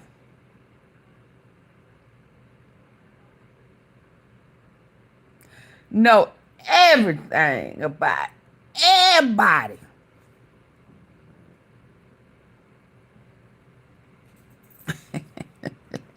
Shit. Overdoses right here in Middle Tennessee. We knew that one overdose was one too many, and we weren't just going to sit back. Now, what happened to Bobby Carter? We went after the entire drug trafficking organizations fueling the chaos. And today, we're here to announce the significant progress that we've made. I can say with complete confidence that thanks to the relentless efforts by the investigators involved in this operation, lives have been saved and our streets are safer. But let me also say this. This will not be the last time you hear from us. We will continue to deliver because, once again, this isn't the end of the line. It's our starting point. We're going to keep pressing forward, protecting the innocent and holding the guilty accountable. That's our promise to you, and we will not rest. Not here, not now. I'm Lieutenant Matthew Boguski with the National Police Department's Specialized Investigations Division. I'm here today representing Chief Drake and my colleagues who've been a part of this investigation since 2023. I can't emphasize enough the magnitude and importance of the investigation we are announcing today. I assure you lives have been saved in Nashville, Rutherford County, and the entire region. The individuals under indictment were part of a drug trafficking organization that distributed large quantities of deadly fentanyl onto the streets of our communities, and as a result, we believe several persons in our state overdosed and died. Our investigation found that violence was perfectly acceptable to certain members of the group to protect their drug interest and the money that flowed from it. In fact, in March of this year, during a critical point of the investigation, we received information concerning a planned homicide that was about to take place. Based on the intelligence information, we were able to stop a vehicle containing Adris Bumpus, who we allege was an enforcer for the group, and arrest him on gun and evading charges. We took 4 firearms from him on March 12th. At the time, Bumpus was a convicted heroin felon who was serving a 12-year community correction sentence out of Woodbury, Tennessee. He was also on bond out of Nashville in regard to a September 2024 arrest for attempted first-degree murder, unlawful gun possession, and felony theft. You may not be surprised that Bumpus posted bond again on March 13th. At that point, enough was enough, and the United States Attorney's Office, through our Bond Watch partnership, thought a federal Bond Watch partnership. He was taken into federal custody on March 14th, where he remains today. I would like to end my remarks by saying this. Law enforcement knows full well the heartache and devastation to families and communities that drug trafficking networks bring. We are committed to doing everything we can to make a difference, and we no doubt did that here, noting the seizure of 15 pounds of fentanyl powder and pills, 61 guns, many of which were stolen or equipped with switches that make them fully automatic, the seizure of a large sum of cash, and the indictment of 33 persons. This investigation lasted more than 2 years and was not in the public eye, but I appreciate the confidence our communities have in us to make a difference as we work methodically to disrupt and prevent drug trafficking with the ultimate goal of saving lives. Thank you. Good morning. My name is Nicholas. Yeah, I was thinking about Big Scar and what's the lady name? Matthew Daly, who could not be here today. What's her name? Her brother had Gangsta Boo. Gangsta Boo. Yeah, when did Bobby Carter pass away? Big Scar. Federal, state, local level. When you see a case like this, it's a tremendous effort and the results, sort of speak for themselves. It was a great case, especially when you look at the fatal drug overdoses, the gun violence, and primarily fentanyl being the cause of a lot of these drug overdoses. They say approximately 2 milligrams is considered a lethal dose of fentanyl, just to put it in perspective of exactly how dangerous it is. DEA again is going to be around to assist all these investigations. Oh, he kind of favor that Hopefully we have that escapee, don't he? Thank you. I'm Jason Irvin. I'm the chief of police for the Smyrna Police Department. I want to say I'm very proud of our participation and involvement in this case. These cases, having worked investigations many years, are very painstaking and integral. Parker, takes a lot of work, and I think a lot of y'all know I'm people looking that at these names, don't you? are not in police work don't understand how deep and how involved these cases get, and the time it takes, the hours that people have to take away from their family, the danger they put themselves in. I don't need to hear this. I don't think. Yes, but we will take a few questions. Hi there, Lexi Wilson with News 2. You said this investigation started after an overdose death in 2020. Okay, let me get to Memphis so I can, hold on. Yeah, it was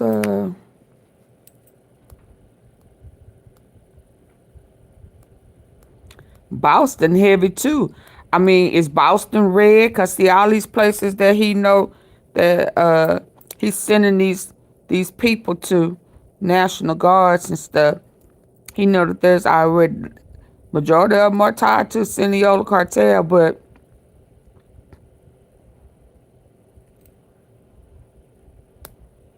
the night sky over Texas exploded with the sound of helicopters. Blinding spotlights. yeah, I remember, was it last year? A year and a half ago when Houston got hit heavy. The jail system, the bail bondsman, the chief of police that was tied to or related to Jay Prince. He sure been out the country. He been on them islands lately, ain't he? Ain't Jay Prince been staying on his islands? Ain't he been posting on the islands, man?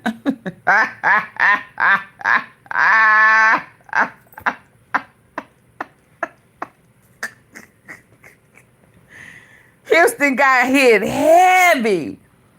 You had the guy that was locked up in the jail system. The jail system had to be revamped. The guy had like 40K sitting on his books. Y'all remember that? Yeah, and he was smuggling and trafficking and also human trafficking through the jail. But he was sitting, he just had, he was sending money home and shit,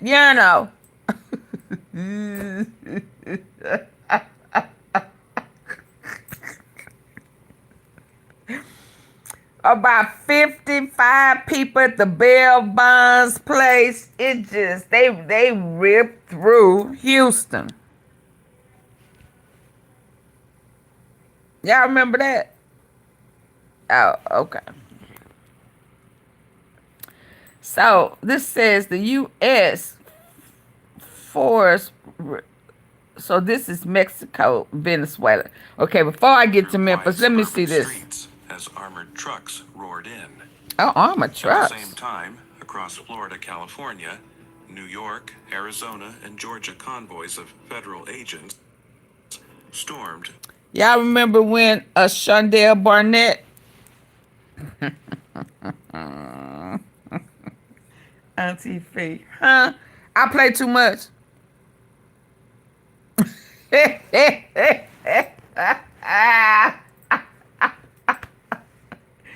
While he was working for them people, wasn't he working in Georgia, driving trucks?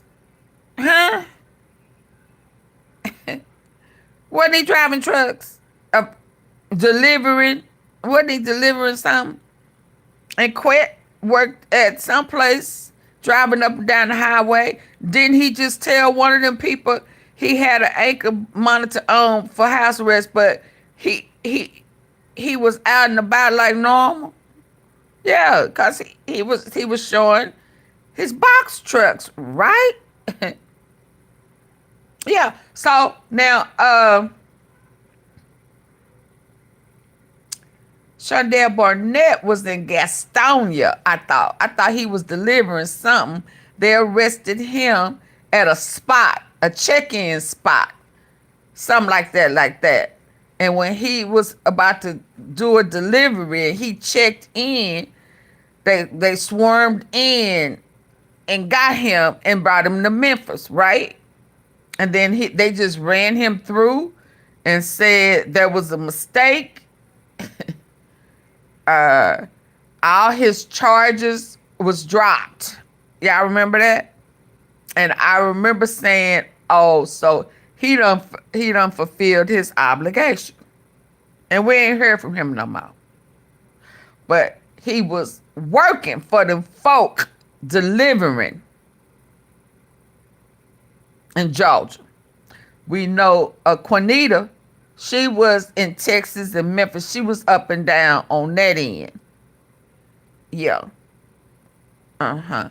And sometimes Florida, because if memory serves me correctly, when he was supposed to be on house arrest, his ass was in Florida at times too, right?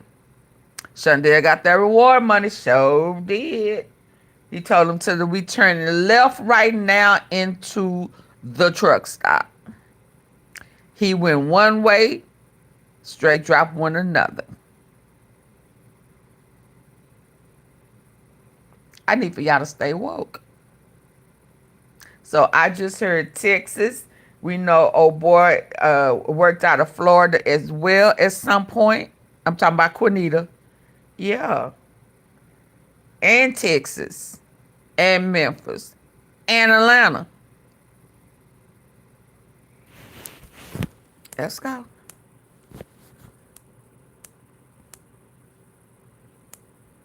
The night sky over Texas exploded with the sound of helicopters. Blinding spotlights cut through quiet suburban streets as armored trucks roared in. Ooh, look at them armored At the same trucks. time, across Florida, California, New York, Arizona, and Georgia convoys of federal agents stormed cartel hideouts in a synchronized strike. Doors were ripped from their frames. Smoke grenades filled the air, and voices thundered, "FBI, get down." This wasn't a single bust.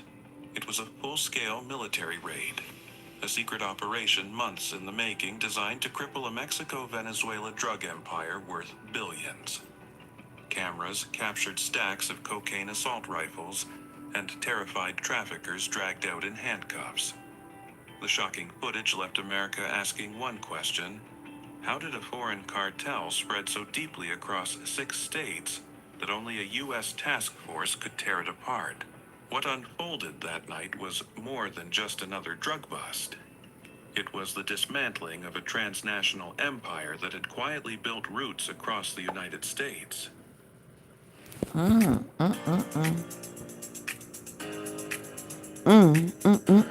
What time is it? It was the dismantling of a transnational empire that had quietly built roots across the United States. For years, a powerful alliance between Mexican cartels and Venezuelan traffickers had funneled cocaine, heroin, and fentanyl into American cities, poisoning communities from Texas to New York. Billions of dollars in profits flowed back through shadow networks.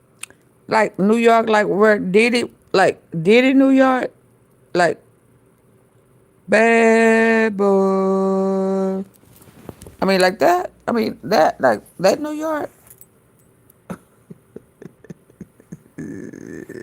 I play too much, don't I? We talking about that New York? Bad boy. The golden. Oh my God, this is. Across the United States. For years, a powerful alliance between Mexican cartels and Venezuelan traffickers had funneled cocaine, heroin, and fentanyl into American cities, poisoning communities from Texas to New York. Billions of dollars in profits flowed back through shadow networks of money laundering, fake businesses, and corrupt officials. And while some raids had been carried out before, nothing compared to what was about to happen.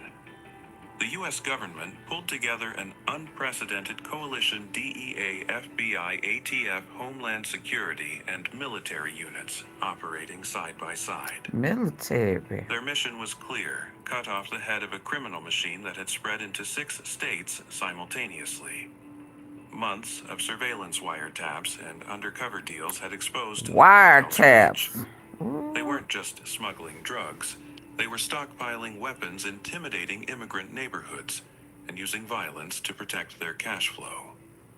On the night of the raids, the results were staggering. Over 400 arrests, dozens of safe houses uncovered, and warehouses filled with cocaine, meth, and cash. Y'all, hold on. And using violence to protect their cash flow. On the night of the raids, the results were staggering. Over 400 arrests, dozens of safe houses.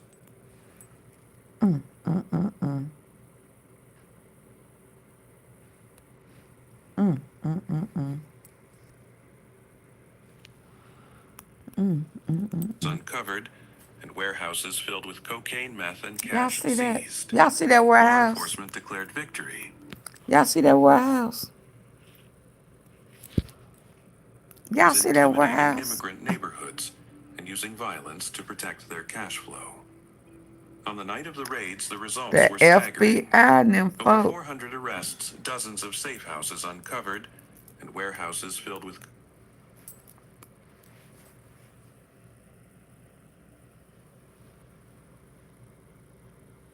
I ain't never seen nothing like that in my life.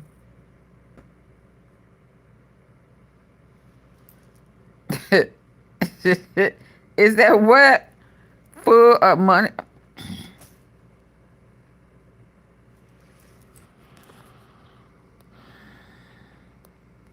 I knew it was big.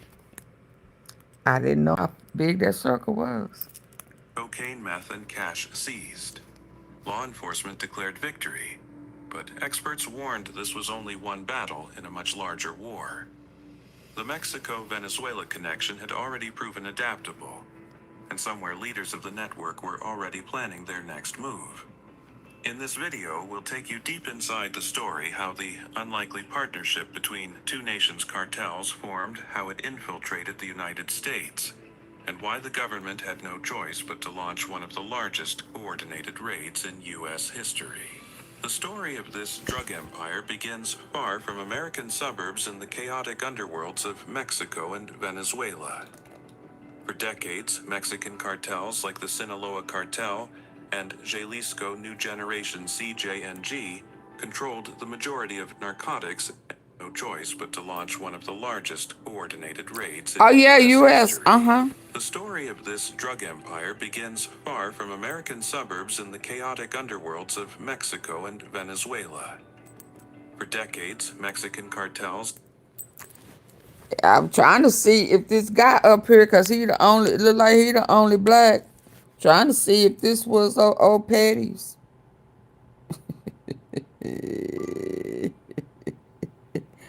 I don't know who that is. He the only black up there though.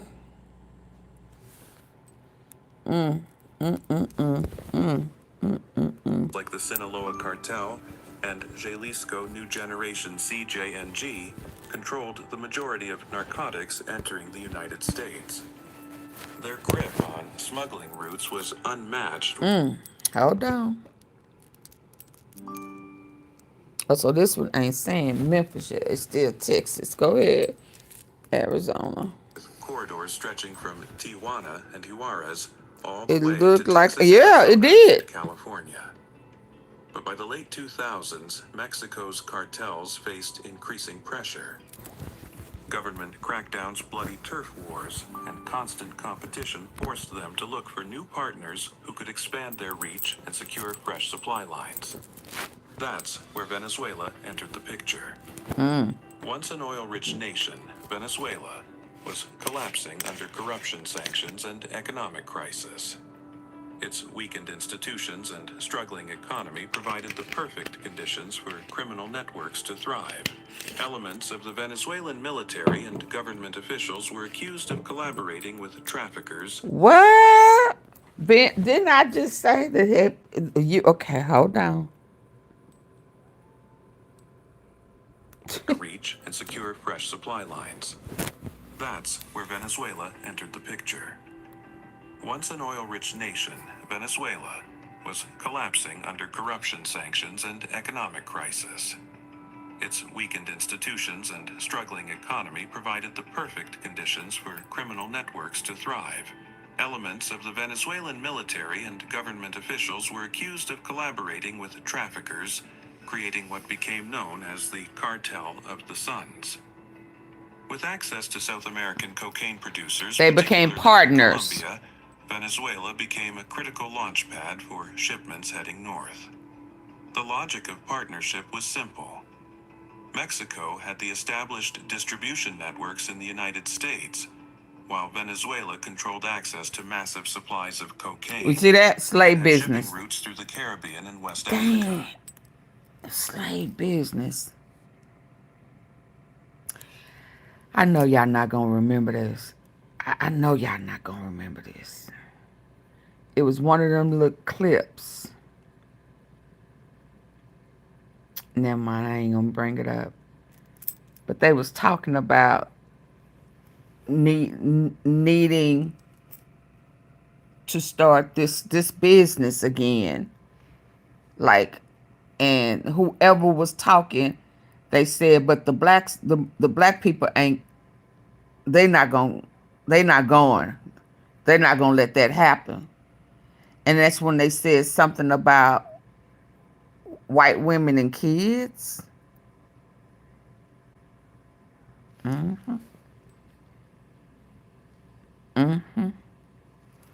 So this time around, they're going to use the immigrants.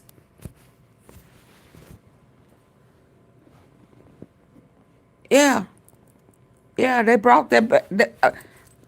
Oh, wow. Slave business. 2025. This was in 2022, though, but... The logic of partnership was simple. Mexico had the established distribution networks in the United States, while Venezuela controlled access to massive supplies of cocaine and had shipping routes through the Caribbean and West Africa. Together, they created a pipeline of narcotics that stretched across continents. Boats, private jets, and even commercial cargo were used to funnel drugs and private jets. Now, what did the little white cat say about Diddy? What did that guy who was mad at Trump, Jonathan Oddie, y'all remember him? And he shot up Mar-a-Lago. And he was one of Diddy's ex. And y'all remember Jonathan Oddie? He was one of Diddy and Cassie XXX. And he called himself a sex slave. And he said that he started recording Diddy's conversations. And he said, yeah, but now I'm talking about the sex. Brandon snitched too, but I'm talking about Jonathan Oddie. He was one of them dancers for month where hold on, let me show y'all. Cause he said, I'm gonna tell you what he said. He was cause I felt like it was Jonathan Oddie who really put the eye on Trump and Diddy. Cause he said that he heard conversations. Diddy would be doing business And he said DJ Khaled and Rick Ross and Diddy trafficked on private planes, and they liquefied the drugs. Y'all don't remember that? Hold on, let me show you.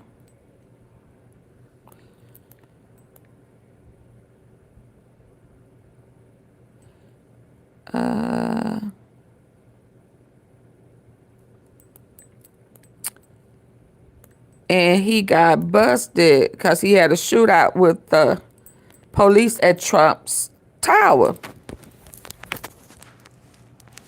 Yeah. Y'all remember Jonathan Oddie?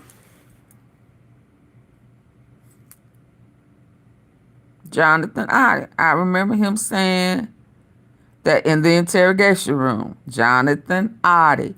He said that they, Diddy, Rick Ross, and Khaled, he said that they were bisexual, gay, or whatever, but he said that they trafficked private jets.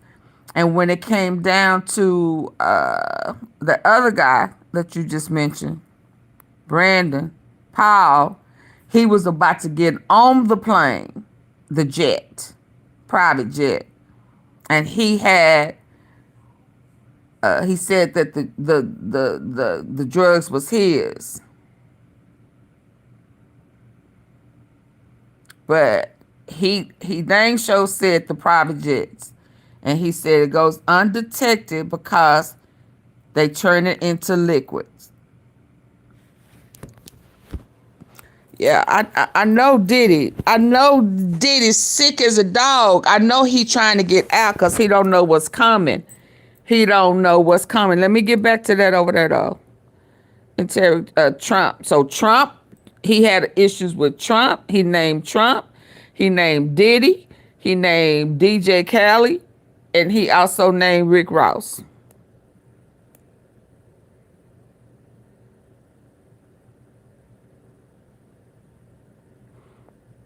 Yeah, and he mentioned the Boule. And he mentioned the Illuminati, over the Illuminati. Oh, I didn't know. They got the whole hotel taken down. I'm going to have to watch that. Hold on. Okay. Let's finish. Central America, where Mexican traffickers Oh, yeah, I think so. Push them through the border. By the early 2010s, this alliance was running with military. I know that they said that that Crutcher boy, Ivanka's, is it Ivanka husband, Jared Crutcher, whatever his name is. They said he was compromised. He was sexually compromised. Decision. Venezuelan operatives ensured cargoes left South America often with protection from corrupt officials. Mexican cartels handled the dangerous job of crossing the U.S. border and spreading shipments across major cities. The profits were staggering billions of dollars, annually fueling luxury lifestyles, bribery networks, and a cycle of violence.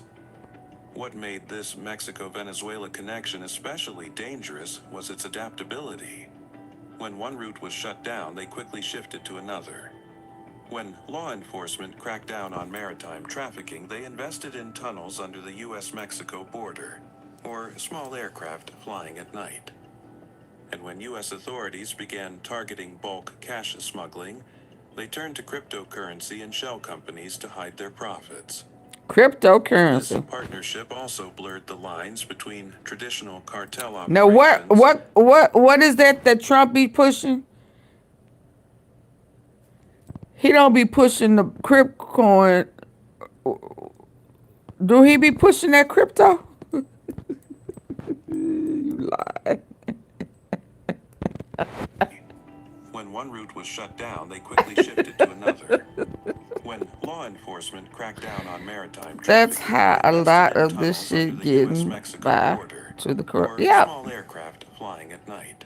And when U.S. authorities began targeting bulk cash smuggling, they turned to cryptocurrency and shell companies to hide their profits. This partnership also blurred the lines between traditional cartel operations and state involvement. Venezuela's economic crisis meant many officials looked the other way, or worse, actively participated. Reports of high-ranking Venezuelan officers moving cocaine through military air bases shocked investigators. The United States began to realize this wasn't just a cartel problem. It was an emerging narco-state problem. As the alliance grew, its presence in the U.S. became harder to ignore. Small towns saw sudden spikes in fentanyl overdoses traced back to Mexican distributors. Urban neighborhoods battled waves of violence tied to cartel enforcers. From the ports of Miami to the streets of Los Angeles, the fingerprints of the Mexico-Venezuela connection were everywhere. By the time Dang, don't Gotti live in Miami and LA? U.S. agencies pieced together the full scope of this network. It's funny because I said I was advised that they had a meeting, one of their first meetings with Quette and Straight Drop was in California. You know, the big house that he tried to sell once it all unfolded. I don't even think he was ever able to sell that house. And then other people would say that they had meetings in Miami. Had already entrenched itself across 6 states. However, let me say this. I will say that he came out of mourning and hiding to pick up what Juke had already going for the feds when he came to Dallas, and he marked that territory and let them know where the cane was on that picture. Make sense, y'all? I mean, I know these dots are connecting because they're connecting for me. That's why I'm giggling, because these dots are connecting for me. And it kind of just blew my mind when I started seeing, I mean, I saw Judge Joe Brown. I ain't gonna lie, I didn't want to. But now I'm seeing how Memphis is cleaning up. They moving people, the jail doors is closing, and, you know, I'm like, what? What? So all this time, they could have fixed it, but they just didn't. Oh, okay. The more dangerous it became.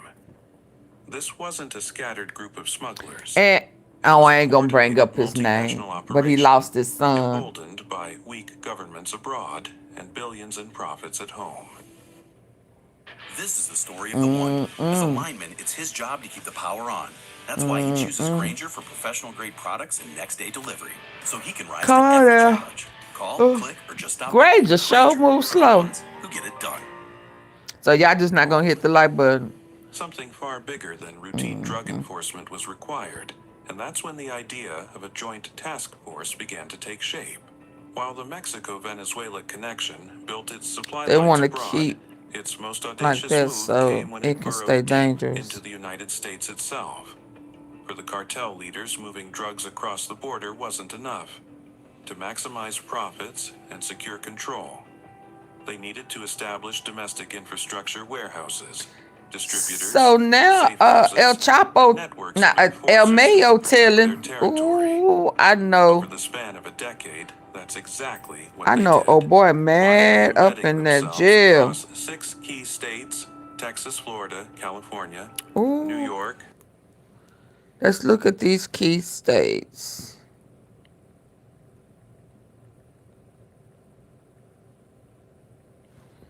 Hold on. The key states.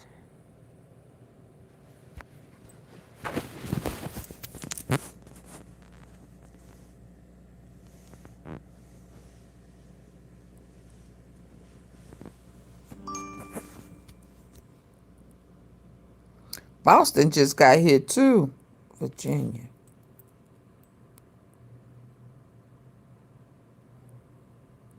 Yeah, I think, yep. Arizona, and Georgia. Texas was the first domino, with sprawling border cities like El Paso, Laredo, and McAllen, Texas, offered countless entry points. Trucks carrying legitimate goods were mixed with shipments of cocaine and fentanyl hidden in false compartments. Once inside, the drugs were stored in rural warehouses before being pushed to Dallas and Houston, where cartel-linked gangs distributed them to street-level dealers. In Florida, the operation took on a different character. With its vast ports and proximity to the Caribbean, the state became a hub for shipments directly from Venezuela. Miami and Tampa saw a rise in shell companies, restaurants, shipping businesses, and even car dealerships that served as fronts for money laundering. Federal investigators later discovered that millions Don't quit, brother. Got a car dealership. Florida real estate, with luxury condos in Didn't he say he meet up at his brother's car spot? Didn't his partner that they say he set up to be unalived, or he had something to do with it, run Avalon? Didn't he have a car spot too? A front? distributed them to street-level dealers. In Florida, the operation took on a different character. How funny. With its vast ports and proximity to Since he always running his mouth. it became a hub for shipments directly from Venezuela. Miami and Tampa saw a rise in shell companies, restaurants, shipping businesses, and even car dealerships that served as fronts for money laundering. Federal investigators later discovered that millions of cartel dollars were funneled through Florida real estate, with luxury condos in Miami Beach purchased in cash as a way to hide illicit profits. California's role was equally vital. The sheer size of its immigrant communities gave traffickers cover, while the port of Los Angeles Long Beach served as a major entry point for cocaine hidden in shipping containers. Cartel enforcers also took advantage of California's vast highways to move the narcotics north toward Oregon and Washington. The presence of rival gangs sparked violence, with several murders in Los Angeles County traced back to Mexican-Venezuelan disputes. New York represented the financial crown jewel. Here, the network tapped into long-standing Colombian and Dominican trafficking circles, creating a multicultural alliance that distributed narcotics across the Northeast. The rolling 40s that apartments were used as that got busted. Houses, while gang affiliates in Queens and the Bronx that WAC 100 got. Wiretaps later revealed cartel leaders boasting that New York was their most profitable market outside Mexico itself. Arizona, Big O or something. Corridor, especially for that was Nipsey. Smugglers used remote desert paths. Big O, is that his name? He got busted. He was. Oh wow. I think. Hold on. California's vast highways to move the narcotics north toward Oregon and Washington. The presence of rival gangs sparked violence, with several murders in Los Angeles County traced back to Mexican-Venezuelan disputes. New York represented the financial crown jewel. Big U, Here, okay. The network tapped into long-standing Colombian and Dominican trafficking circles, creating a multicultural alliance that distributed narcotics across the Northeast. Manhattan apartments were used as stash houses, while gang affiliates in Queens and the Bronx handled street-level sales. Wiretaps later revealed cartel leaders boasting that New York was their most profitable market outside Mexico itself. Ooh, that's how they got their doctor. That's how they got Quette lover doctor, them wiretaps. Desert paths to move narcotics in SUVs and pickup trucks, guided by scouts equipped with night vision and encrypted radios. From there, shipments were funneled to Phoenix and then distributed eastward. Arizona also became a testing ground for tunnel technology, with law enforcement uncovering several sophisticated tunnels connecting Nogales, Sonora to Nogales, Arizona. Finally, Georgia became the cartel's quiet but strategic stronghold. Atlanta's role as a transportation hub with highways connecting to nearly every major city in the Southeast made it ideal ATL. for distribution. Cartel operatives invested in trucking companies that appeared legitimate, but moved drugs alongside consumer goods. By the mid-2010s, DEA analysts estimated that Atlanta had become the largest cocaine distribution hub in the eastern United States, much of it tied back to the Mexico-Venezuela alliance. But infiltration wasn't limited to geography. The cartel also embedded itself into American society. Immigrant neighborhoods became targets for intimidation. Business owners were forced into laundering money. Young men, often struggling with poverty, were recruited as low-level couriers or enforcers. When someone resisted, violence followed. Local police departments reported a wave of kidnappings, executions, and extortion cases tied to the same network. Perhaps most alarming was how the cartel adapted financially. Traditional bulk cash smuggling was risky, so they diversified. Front companies in Florida and California laundered money. Fake import-export firms in Texas disguised drug proceeds as legitimate business transactions. Cryptocurrency exchanges in New York helped mask millions in transactions, making it nearly impossible to trace the cartel's profits back to their source. By the late 2010s, the infiltration had reached critical mass. 6 U.S. states were not just hosting distribution points, they were housing a parallel criminal economy.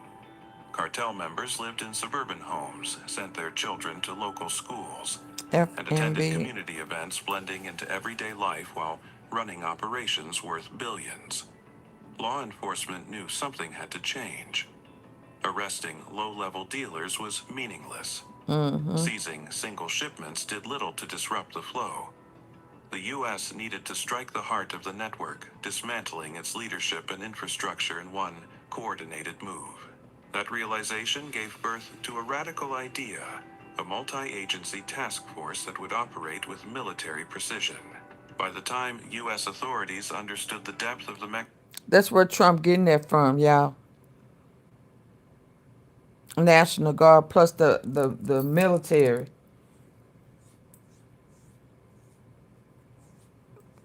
That's where he getting that from. Mexico-Venezuela alliance, it was clear that ordinary That's also why he putting that ride, putting them barricades. Police were overwhelmed. The DEA lacked the manpower to hit every target simultaneously. And federal prosecutors struggled to keep pace with the complexity of the laundering operations.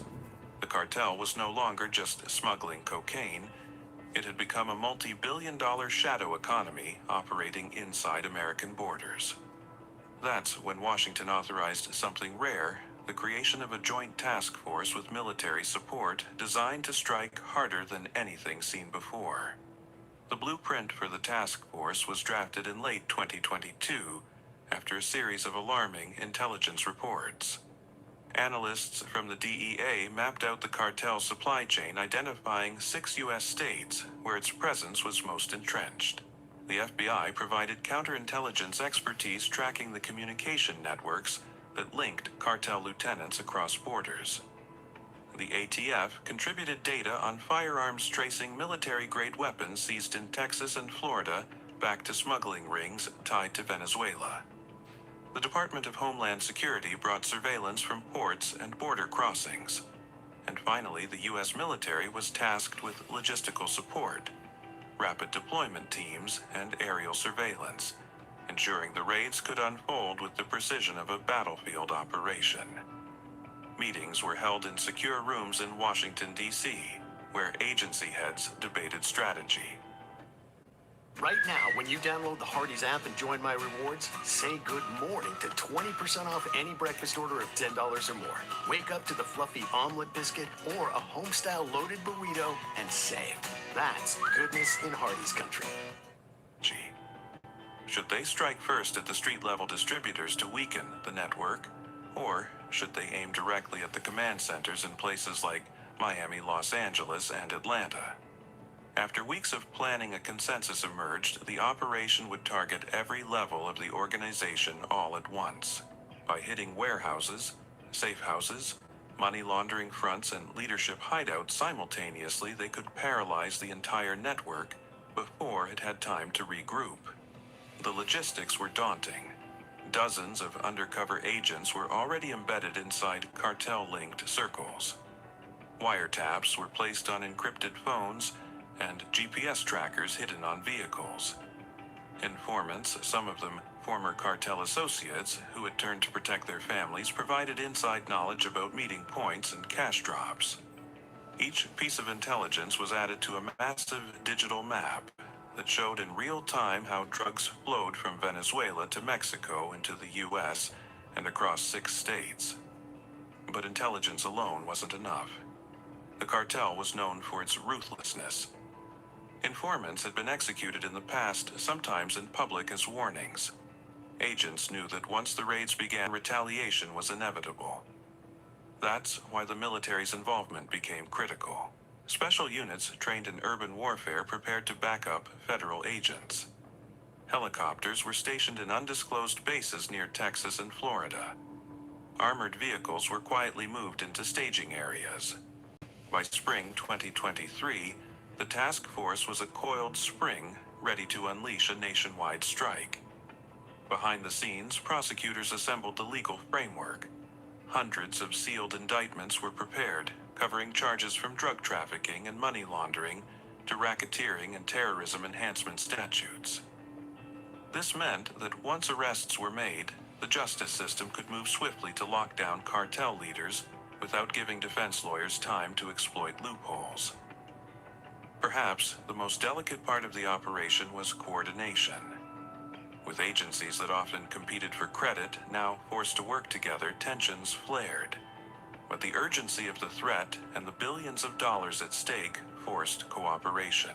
Leaders of the task force drilled their teams relentlessly, running simulations that mimicked real-world raids. The goal was a simple hit every target within a single night. The cartel stunned and unable to respond. You said, did you? What did they say? Hold on, let me back up. I was in the other. Federal judges had signed up. Judges? He said staging. Oh, no. I ain't hear that. Hold on. Trackers and on vehicles. Informants, some of them. Oh, informants. During the raids could unfold with the. Oh, hold on. From the DEA mapped out the cartel supply chain. Seizing single shipments did little to disrupt the flow.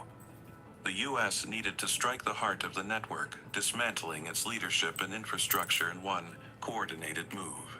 That realization gave birth to a radical idea, a multi-agency task force that would operate with military precision. By the time U.S. authorities understood the depth of the Mexico-Venezuela alliance, it was clear that ordinary drug enforcement strategies wouldn't be enough. Local police were overwhelmed. The DEA lacked the manpower to hit every target simultaneously, and federal prosecutors struggled to keep pace with the complexity of the laundering operations. The cartel was no longer just smuggling cocaine. It had become a multi-billion-dollar shadow economy operating inside American borders. That's when Washington authorized something rare, the creation of a joint task force with designed to strike harder than anything seen before. The blueprint for the task force was drafted in late 2022 after a series of alarming intelligence reports. Analysts from the DEA mapped out the cartel supply chain, identifying 6 U.S. states where its presence was most entrenched. The FBI provided counterintelligence expertise tracking So this was Biden. Networks that linked cartel lieutenants. This was Biden. Borders. The ATF contributed data on firearms tracing military-grade weapons seized in Texas and Florida back to smuggling rings tied to Venezuela. The Department of Homeland Security brought surveillance from ports and border crossings. And finally, the U.S. military was tasked with logistical support, rapid deployment teams, and aerial surveillance, ensuring the raids could unfold with the precision of a battlefield operation. Meetings were held in secure rooms in Washington, D.C., where agency heads debated strategy. Should they strike first at the street-level distributors to weaken the network, or should they aim directly at the command centers in places like Miami, Los Angeles, and Atlanta. After weeks of planning, a consensus emerged the operation would target every level of the organization all at once. By hitting warehouses, safe houses, money laundering fronts, and leadership hideouts simultaneously, they could paralyze the entire network before it had time to regroup. The logistics were daunting. Dozens of undercover agents were already embedded inside cartel-linked circles. Wiretaps were placed on encrypted phones and GPS trackers hidden on vehicles. Informants, some of them former cartel associates who had turned to protect their families, provided inside knowledge about meeting points and cash drops. Each piece of intelligence was added to a massive digital map that showed in real time how drugs flowed from Venezuela to Mexico into the U.S. and across 6 states. But intelligence alone wasn't enough. The cartel was known for its ruthlessness. Informants had been executed in the past, sometimes in public as warnings. Agents knew that once the raids began, retaliation was inevitable. That's why the military's involvement became critical.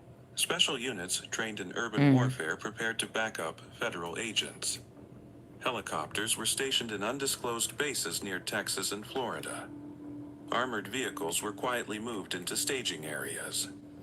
By spring 2023, the task force was a coiled spring ready to unleash a nationwide strike. Behind the scenes, prosecutors assembled the legal framework. Hundreds of sealed indictments were prepared, covering charges from drug trafficking and money laundering to racketeering and terrorism enhancement statutes.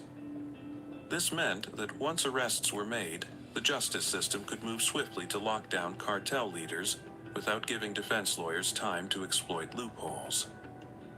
Perhaps the most delicate part of the operation was coordination. With agencies that often competed for credit now forced to work together, tensions flared. But the urgency of the threat and the billions of dollars at stake forced cooperation. Leaders of the task force drilled their teams relentlessly, running simulations that mimicked real-world raids. The goal was a simple target within that mimic real world. What did he say? With agencies that often competed for credit now forced to work together, tensions flared. But the urgency of the threat and the billions of dollars at stake forced cooperation. Leaders of the task force drilled their teams relentlessly, running simulations that mimicked real-world raids. The goal was a simple hit.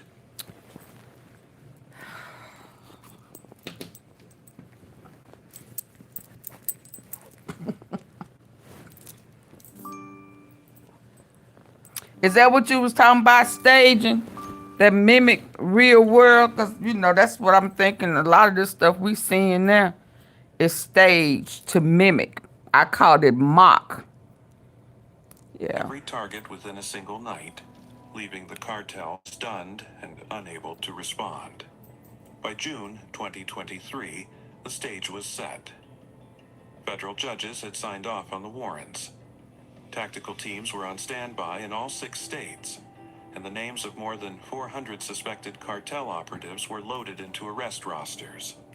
What began as whispers in Washington had transformed into one of the most ambitious law enforcement undertakings in modern U.S. history.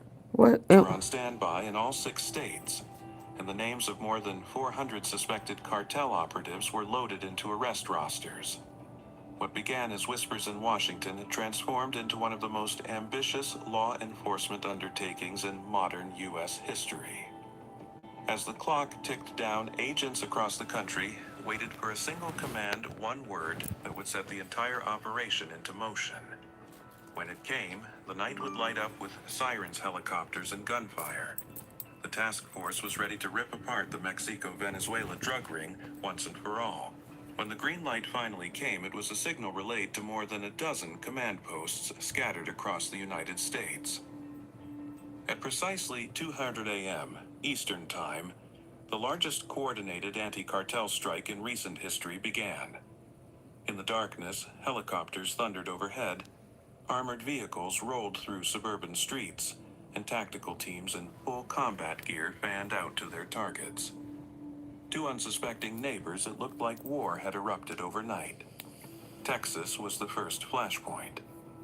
Near Houston, a convoy of DEA agents, backed by National Guard units, surrounded a seemingly abandoned warehouse. National Inside, Guards. Intelligence suggested lay thousands of pounds of cocaine. The raid unfolded in seconds. Breaching charges blew the doors off their hinges, flashbangs lit up the night, and agents stormed in shouting commands. What they found was staggering bricks of cocaine stacked to the ceiling, military-style rifles wrapped in plastic, and over $12 million in cash. Meanwhile, in Florida, Black Hawk helicopters descended on the outskirts of Miami, where cartel bosses had converted a luxury villa into a command center. Night vision footage later released showed armed suspects scrambling as agents fast-roped into the compound. Gunfire erupted. By the end of the clash, 3 cartel lieutenants were in custody, and investigators had seized laptops filled with coded financial records linking back to Venezuela. On the West Coast, California erupted with simultaneous raids. In Los Angeles, SWAT teams stormed apartment complexes in East LA, where cartel enforcers were holed up. In the port of Long Beach, federal agents intercepted shipping containers flagged as carrying auto parts. Inside were hidden compartments filled with methamphetamine. The seizures highlighted just how deeply the cartel had infiltrated U.S. trade routes. In New York, the task force targeted high-rise apartments in Queens and the Bronx. Tactical teams scaled stairwells and battered down reinforced doors, arresting distributors tied to both Venezuelan and Dominican networks. One shocking discovery came when agents entered a Manhattan storage unit and uncovered a stash of gold bars, apparently part of a laundering scheme that funneled drug profits through precious metals. The raids in Arizona were equally dramatic. Along the desert outskirts of Phoenix, drones guided agents to a safe house built near the highway. Inside, they found tunnel blueprints, evidence of cross-border construction, and caches of night vision gear. Farther south in Nogales, soldiers emerged from a cartel-built tunnel after securing it from the Mexican side, a vivid reminder that the cartel's ingenuity posed a constant threat. In Georgia, the operation centered on Atlanta, a distribution hub for the eastern United States. Federal convoys swarmed trucking depots believed to be cartel fronts. Dozens of semi-trailers were impounded with agents discovering hidden compartments welded into fuel tanks. By dawn, more than 70 suspects in Georgia alone were in custody. Across all 6 states, the raids unfolded with breathtaking coordination. Nearly 400 arrests were made within hours. Thousands of pounds of narcotics were seized alongside hundreds of firearms from handguns to belt-fed machine guns. Millions in cash gold and cryptocurrency wallets were confiscated. Safe houses were mapped, stash locations cataloged, and cartel communications disrupted in real time. But the most striking element was the military-style precision. Agents communicated through encrypted channels. Helicopters hovered above as overwatch and armored vehicles provided cover in case of ambushes. The sight was surreal. American neighborhoods transformed into battlefields with flashbangs echoing off cul-de-sacs and tactical teams dragging cartel foot soldiers out in handcuffs. When the dust settled, news networks across the country replayed footage of the raids. Residents interviewed on live TV described the shock of waking up to explosions and soldiers outside their homes. Authorities called the operation a historic success, evidence that the U.S. government could still strike fear into the heart of transnational cartels. Yet, even as the task force celebrated, seasoned agents knew the war was far from over. Cartel leaders in Mexico and Venezuela remained at large, and whispers suggested replacements for the arrested lieutenants were already lining up.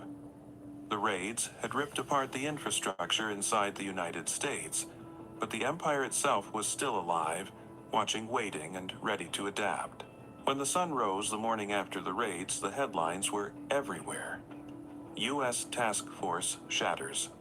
Mexico-Venezuela drug ring blared across national networks. Footage of handcuffed suspects lined up on suburban streets and stacks of cocaine bricks piled high in evidence rooms dominated the news cycle.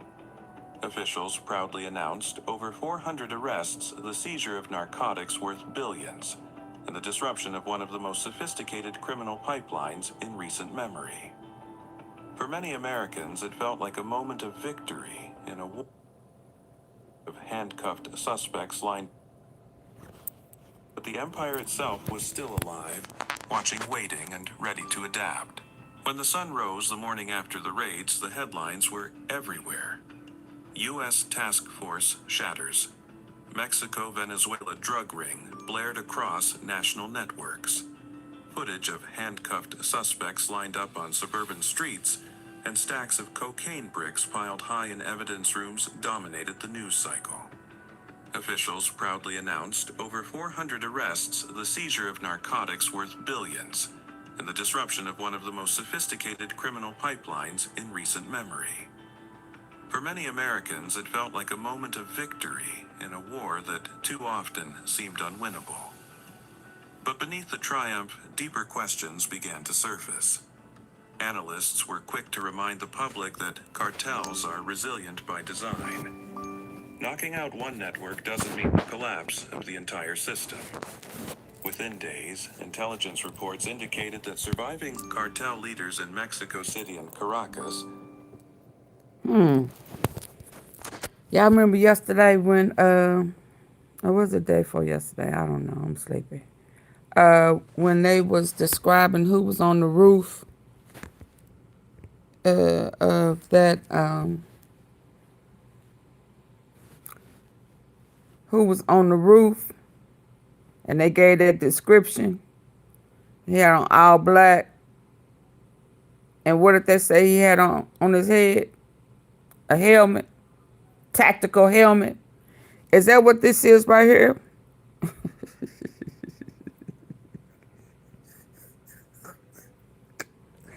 Is this a tactical helmet? Huh? Yeah, it was shining. Yeah.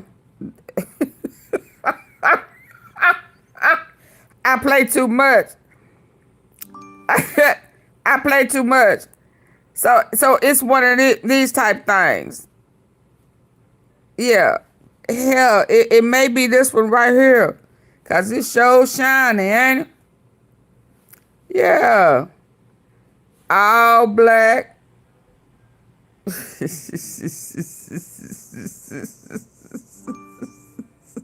But carry on. I mean, carry on. Y'all gonna believe me one day. We're already repositioning operatives to fill the void left by the arrests. The United States had landed a devastating blow, but the Mexico-Venezuela connection remained far from dead. Communities directly impacted by the raids felt both relief and fear. In Houston, residents who had unknowingly lived next to cartel warehouses expressed shock at how deeply embedded the criminals had become. In Miami, immigrant neighborhoods celebrated the arrests, but worried about reprisals. History had shown that cartels often retaliate violently, and whispers of revenge attacks spread quickly. Police departments in the 6 targeted states increased patrols, bracing for potential flare-ups. Internationally, Hold on, let me hear this real quick. Hold on.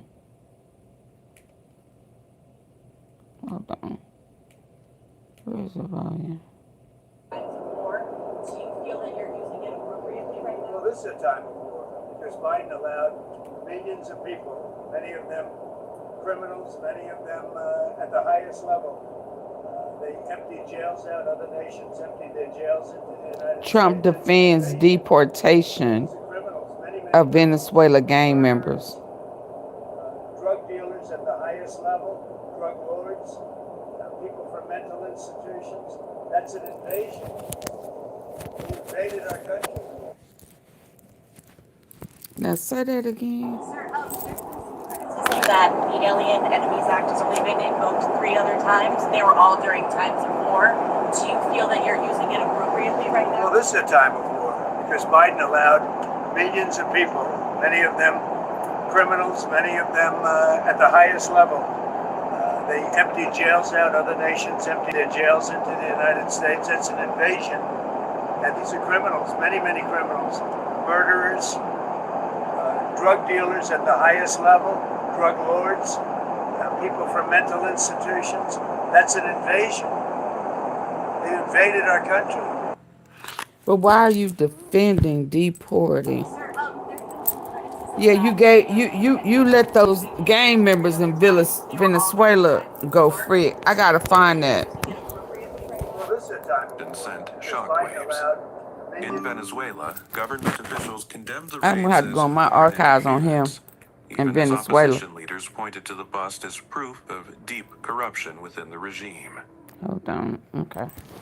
The immigrant neighborhood celebrated the arrests, but worried about reprisals. History had shown that cartels often retaliate violently, and whispers of revenge attacks Oh spread no, it wasn't quickly. Tyler.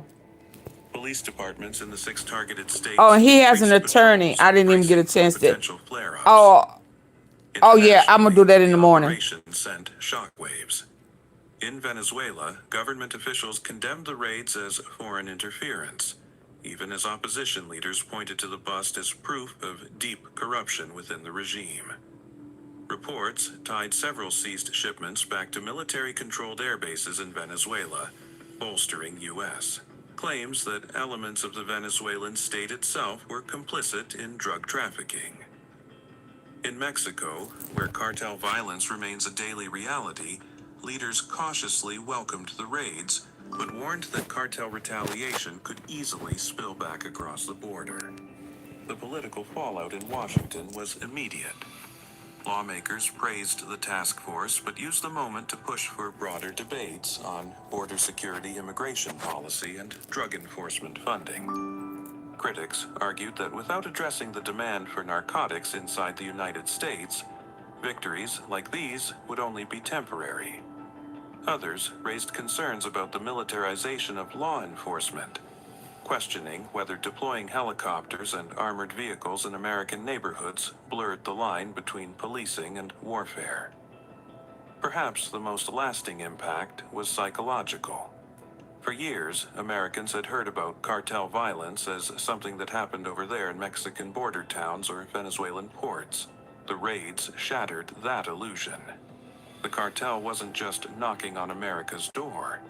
It was already inside the house, operating from suburban neighborhoods, urban high-rises, and rural trucking depots.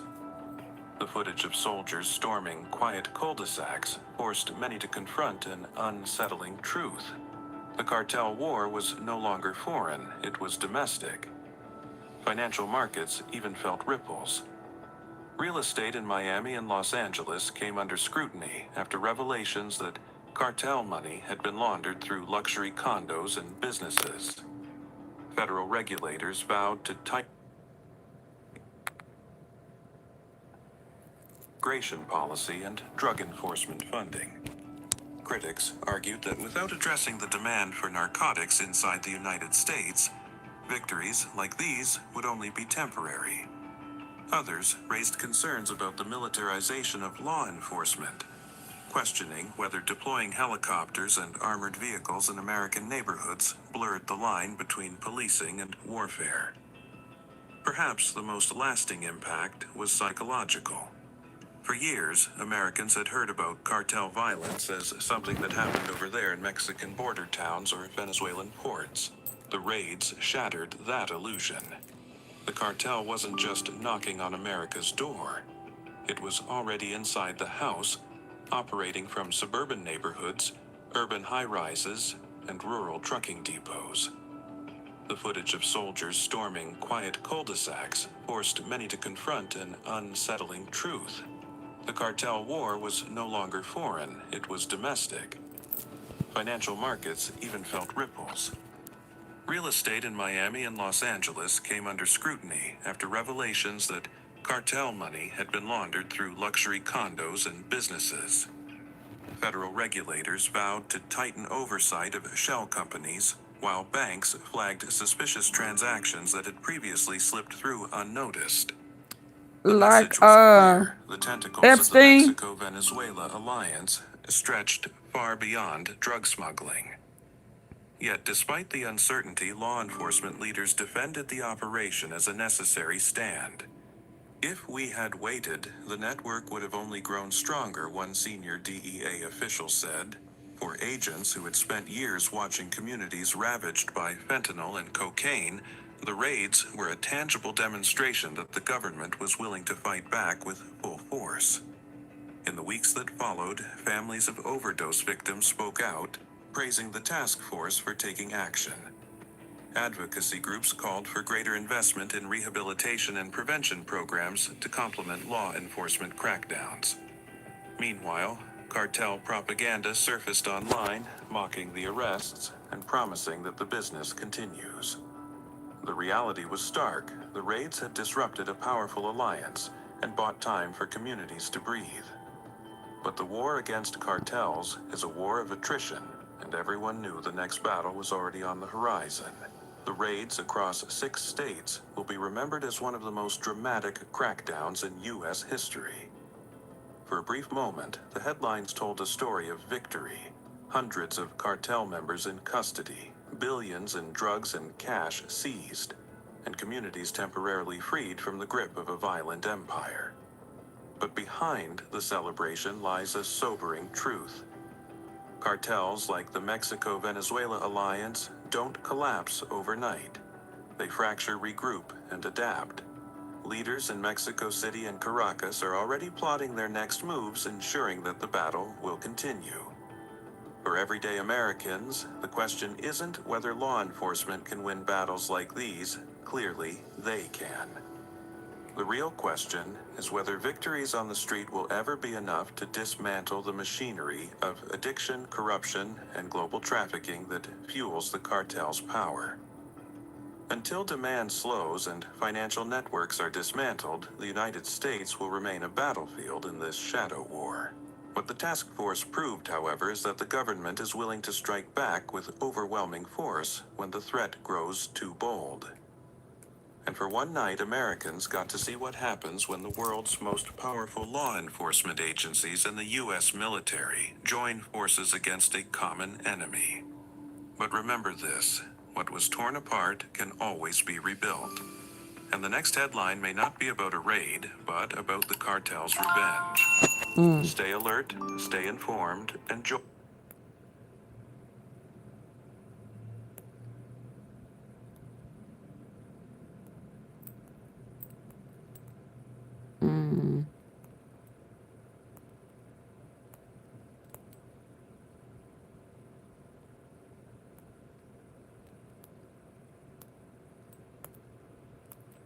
Hold on. Oh, Jonathan Oddie.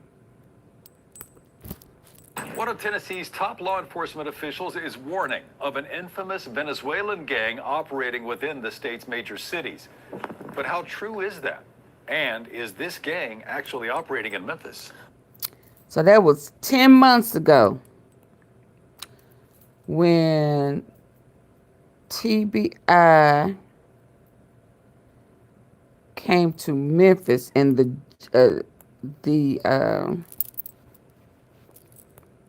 chief dismissed it. She was like, no, they not here. No, she was not trying to hear it. I remember because she was hell-bent on AOB. And she said no. And then that guy that was there with Judge Joe Brown said, oh, yeah, the Seniola.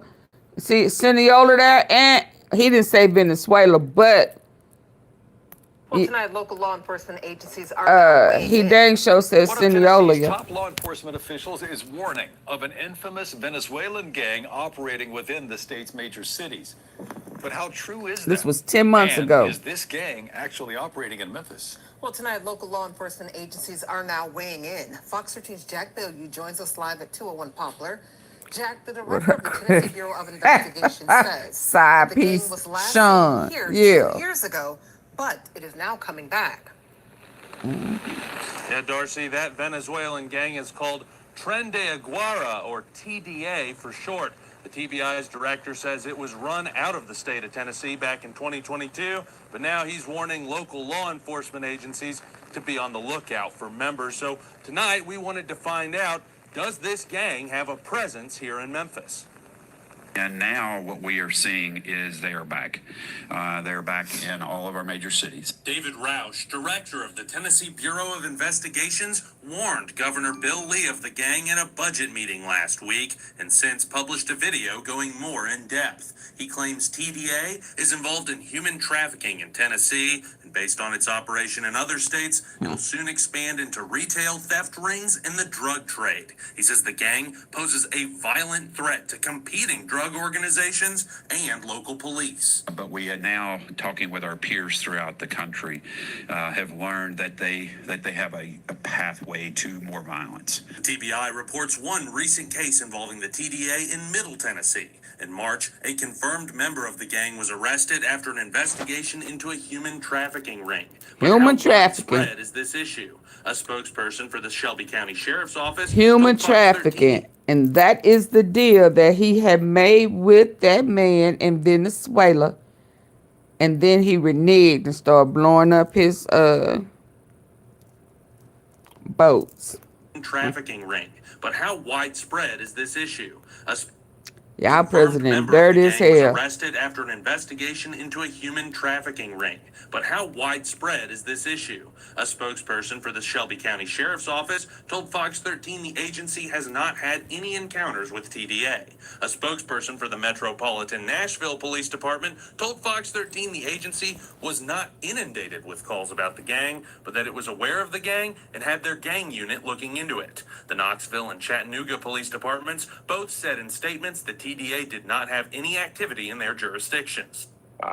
And many of those law enforcement officials, those policing officials, they haven't seen what we know is there. And that is because of the complexity of intelligence gathering. Those Venezuelan gang concerns may sound familiar because the TDA made national headlines during the presidential race due to its operations in Colorado. President-elect Donald Trump claimed the gang took over apartment complexes in Aurora, Colorado, a suburb of Denver. The city of Aurora says that's not true, though it confirmed the gang has a presence there and that its members are the subject of a series of lengthy investigations into threats, assaults, and more. What we don't want to happen is to see them move into those next phases.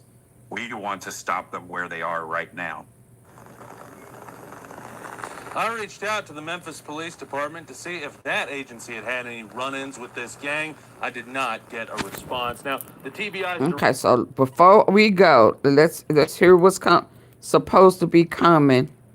That was just the build-up of everything that's coming and why these people are cleaning up now, but had chose not to do nothing.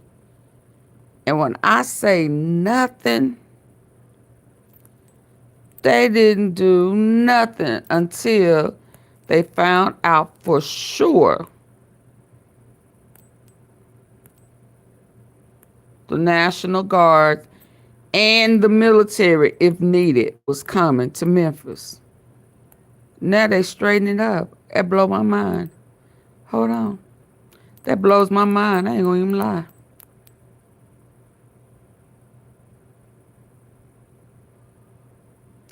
They had no intentions on changing nothing.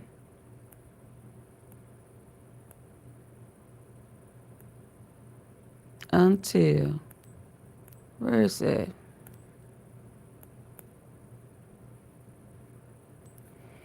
Dang, hold on. We started with a promise 15 years ago to protect the vulnerable and bring hope to those impacted. Share and subscribe as y'all come on in the building. Appreciate all y'all. Man, continues to get worse and worse before a ruling comes back from the judge on an acquittal or a new trial or whether or not he'll go to sentencing this coming Friday. As Diddy, man, he is in it right now, and he is in it bad. As now, and shout out to our dialogue, man, legendary interviewer, and doing his thing, man, almost creeping up on 1 million subscribers. Salute to him. Suge Knight has Shout out once to again a come out, ticket. and now he has corroborated some of what Keefe D has been saying. And Suge Knight says that he was told these things, a while back by Keefe D. Now, first of all, Suge Knight had did an interview back. He did an interview. This is Quette, right there. People's Magazine at first, where he alleged that Keefe D personally told him details about the drive-by shooting that killed Because the it's legendary all on rapper the Tupac internet Shakur, anyway, right? so they're wasting their time. Yep. Now, And Judge Joe Brown is telling it. recently, yesterday, they came back and doubled back in a long form, interview with the Art of Dialogue, in which he laid it out, man. And this is bad for Sean Diddy Combs, as basically, he claims in this interview with Art of Dialogue that Keefe D allegedly confessed to him privately about the murder for hire plot against him and Tupac Shakur. Now, he frames Keefe D as a fall Against guy him. and insists that the real orchestrators like Diddy are being protected, right? So, basically, Suge Knight, he spoke candidly, right, in that prison call with Art of Dialogue about this yesterday. Now, he claimed, again, that Keefe D reached out to him after 2008 to clear the air and spill everything. Now, he said that Keefe D confessed that Diddy put $1 million hit on both Tupac and Suge himself to end the East Coast, West Coast rap feud. Now, remember, Keefe D and Suge were cool growing up. You know what I'm saying? They didn't have really had that smoke growing up like that until that Tupac situation. You know what I mean? Now, so they would see each other, say, yo, what's up, what up, and just keep it pushing. But in this situation, in the aftermath, Suge Knight says that him and Keefe D had a conversation. And he said that he felt like, he told That judge know this stuff is coming. because he was going to do something to him, but Keefe D was too smart and didn't go. But let's just keep going. I believe that judge know it. Have a conversation, Trying to Keefe D stall. naming names and telling them all these things. So in the interview, Suge Knight basically said that Keefe D was in a room. He was saying that Diddy was in a room with like 45 people when he vented off saying, man, I'd give anything for that nigga's head, referring to Suge Knight, right? No, it's a talk. And Diddy Ticket. allegedly said yes, given the green light. Suge Knight added a new detail here. That Keefe D told him that the bounty was split, half up front, half after the confirmation. But Diddy never paid the back end, leaving Keefe D broke and bitter. Now, Suge Knight laughed, saying Keefe D said, Suge, that nigga Puffy messed up my whole life. I was good under the radar. Yeah, now ticket. look at me. So, Suge Knight is saying, in new details, that Diddy allegedly paid half the bread up front. Diddy allegedly paid half the money up front and was supposed to pay the other half on the back end, right? Now, this is Suge Knight. We've never heard all these allegations before. We just heard Keefe D saying, hey, man, Diddy did. Diddy in trouble. That and the third. We've never heard, Suge Knight talk about, this situation as far Diddy as know this front end, stuff is back finna end. come out. I never knew anything about this until yesterday. So he's saying that Keefe D told him that Diddy That's paid why he him begging. They let him $500,000 out. He ain't coming back in. and told them that when the job was done, they paid another $500,000 on the back end, right? And so Suge also described the night, of the shooting setup. Now, he described how Keefe D admitted that the white Cadillac crew that was driven by Terrence Bubble Up Brown, right, with DeAndre Big Dre Smith up front and Orlando in the back, was, staking out Club 66 Deuce, right? a death row spot. Everybody know about that. Now, after the MGM brawl, so they were supposed to have been scoping that out from what he said, right? After that MGM brawl at the Tyson fight. So basically, the trigger, it says that. Y'all do know he tied to the Cineola, right? Y'all do know he tied to the same Cineola cartel. Right? Y'all know he part of human trafficking and murder for hire. Oh, okay. Tupac and Suge Knight jumped Orlando Anderson, Keefe D's nephew. Keefe D told Suge Knight we was mad about my nephew getting violated like that, kicked on the ground in front of everybody. But Suge Knight stressed it wasn't just gang retaliation. Keefe D said that Diddy's money made it business. And Suge Knight claimed that Keefe D bragged that Orlando squeezed off them shots from the back. Boom, boom, boom, Pac slump right there. Now, Knight was grazed by a fragment, but the real target was the both of them. So Keefe D's roles in progressing the situation was basically as a shot caller, Keefe D coordinated from a separate car, but was on. He the mastermind. Suge Knight, and a fresh revelation. So Suge Knight said that Keefe D confessed to him that this is Quette, the one who set it in motion, out of the personal rage over the MGM fight. But Diddy's cash is what sealed the deal for the murder. Now, Suge Knight quoted Keefe D saying, "I wish I never took that call from Puffy." He said, "Handle it, and now I'm the one doing life." So Suge Knight tied this to Keefe D's non-payment gripe, saying that Diddy used an intermediary. Seasons change, and so does your style. At NFM, updating your space is easy. Check out fresh trends and gripe, saying that Diddy used an intermediary, right? Eric Zip Martin, to stall him out. And so Suge Knight said, Zip said, "I'll check with Combs," and that was it. It was no money. You know what I'm saying? Post shooting, so you right? Big juked them. There was a call now. Suge Knight repeated that right after the drive-by, Diddy called. So that's Dolph. This Quette. And this big juk, because you didn't pay them their money.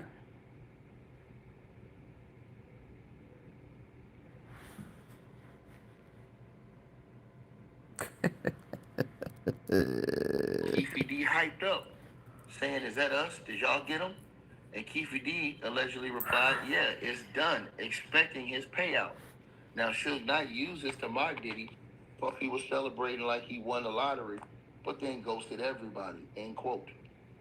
So also, more bombshells that he dropped in this interview, revealing to the situation, right? So beyond the Keefe D confession, Suge Knight has basically dropped related claims that tie into the murder narrative. Now, he also is alleging on Snoop's involvement, which... Oh, I'm sorry. You know, this Suge Knight has been saying stuff about Snoop. And, you know, Snoop has just kind of fell to the back on the situation. He ain't really been, you know what I'm saying? He says, so look. I fell asleep. What did he say about Snoop? Basically said that he accused Snoop of secretly trying to bail Keefe D out because he's talking too much about Diddy. So he said that Snoop, Ray J, all of them got Puffy ties. They don't want Keefe spilling more. Suge Knight also denied that Snoop visited Tupac in the hospital pre-death, calling it a lie. And he claimed their friendship soured because Snoop showed love to Puffy and Biggie on the radio. Now, Suge Knight called the case against Keefe D bullshit to protect Diddy, saying, "Solve one.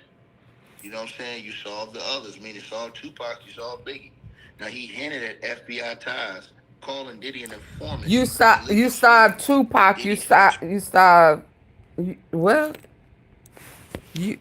Hold on. I thought he... Keefe D bullshit to protect Diddy, saying, "Solve one. You know what I'm saying? You solve the others. Meaning solve Tupac, you solve Biggie." Now, he hinted at FBI ties, calling Diddy an informant. Dirty dog. To Diddy's sex trafficking scandals. This is all the things he's doing. Suge Knight. So, true to form, Suge Knight said, "Free Keefe D again," viewing him as a pawn. He did the hit, but Puffy pulled the string. You know what I'm saying? You saw the others. I mean, you saw Tupac, you saw Biggie. Now, he hinted at FBI ties, calling Diddy an informant and leaking Snoop to Diddy's sex trafficking scandals. This is all the things he's doing. Suge Knight. So, true to form, Suge Knight said, free Keefe D again, viewing him as a pawn. He did the hit, but Puffy pulled the strings, is what Suge Knight said, right? So, again, and Suge Knight's been saying this. Now, Suge Knight fired back. I mean, Snoop Dogg fired back at Snoop for a while. I mean, at Suge a while back, saying this ninja won't stop talking about me. Mad because I own Death Row. I realize your real lies. Diddy hasn't directly responded to this specific, you know what I'm saying, incident clips, but he's denied involvement overall. Now, Keefe D's lawyer called Suge Knight's claims unreliable hearsay, and the trial is still set for 2026, right? And so, of course, Well, why he talking now? because that ties Keefe D in this whole plot, right? So Keefe D's lawyer will say, yeah, well, no, because that would tie Keefe D in this plot, you know? Do I think Snoop has something to do with it? No. Come on, man. I can't really say that at all. I mean, I'll be honest with you, I wasn't there. And to say that nah, I just don't see it, because it seems like something happened that night. It was popping that night, and it seemed like everything got set in motion just like that. You know, sometimes those type of things happen, man. It ain't all, you know, as complicated as people think. You know what I mean? And so, again, I mean, you have to talk about people that was in Vegas, that happened, that situation happened right then. I mean, to me, you know, you could think, if you were Justice thinking, for Tupac. Diddy, he had a beef with Pac and Suge. He didn't want them around, right? If you're just thinking like that, right? So You backdoored your boy. Anybody do something, I got you. He backdoored Biggie, just like Quette backdoored Teasy.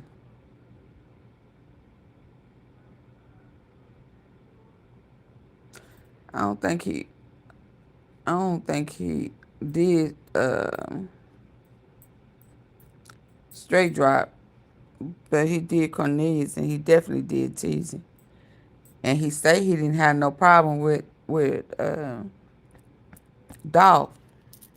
He just a thirsty dude. And Suge in Vegas, that popped off. They was boiling. They wanted to get him, but they used that.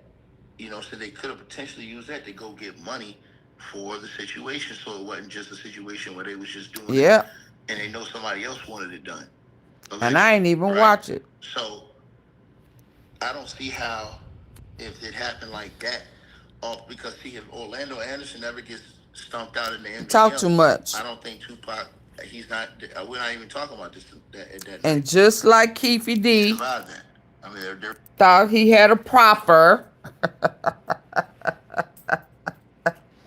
and that he couldn't incriminate himself. Like he could. That was a long time ago, and he beat his case, or he thought he was exempt. He was running his mouth, giving interviews, getting paid. Yeah. Just like somebody else we know. Okay, I'm finna fall asleep, y'all. I already dropped the phone a couple of times. I think we caught up. We done been on here almost 4 hours. I'm finna go to sleep. Is that all right? Let me see if he say. Yeah, hold on. There's no shooting in my opinion. So, you know, I don't know, man. This thing's getting crazy, but for some reason, Suge Knight continues to bring Snoop's name into that situation whenever he talks about that. Now, I think the judge know everything that's coming. Of $500,000 up front, $500,000 in the back, on the back end. You know what I mean? But that's what Suge Knight just said. So you guys can go. And they gonna hit. Dialogue interview. It is. They finna set him up. They gonna set him up, and they gonna wind up hitting him with some state charges. So just in case the good old boys try to, if he tried to blackmail old Trump to dump.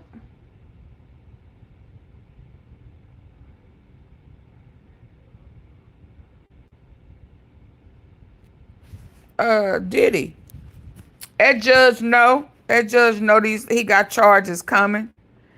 That judge also know that the probation, the parole, or was it the probation investigation that they did is recommending almost 10 years for him. And if he knows that if he gets sentenced and he don't get out, with this new request for a new trial and acquittal and whatever he is trying to get right now before his sentencing date this coming up week, he know he ain't getting out ever.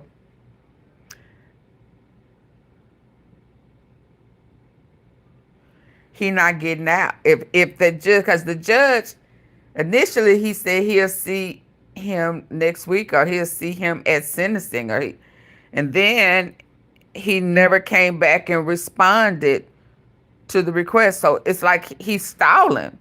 So what is he gonna do? Decide in 2 days? And all this time he's been denying his bond? No, and he know there are charges and a trial coming, and it'll be civil.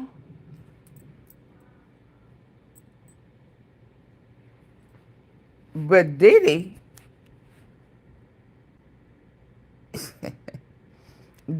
and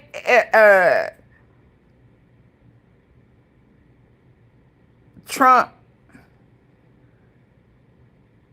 whoever else was tied to Florida with that human trafficking, sex trafficking, kids and Hollywood adults was coming. And that's when he fired Maureen Comey.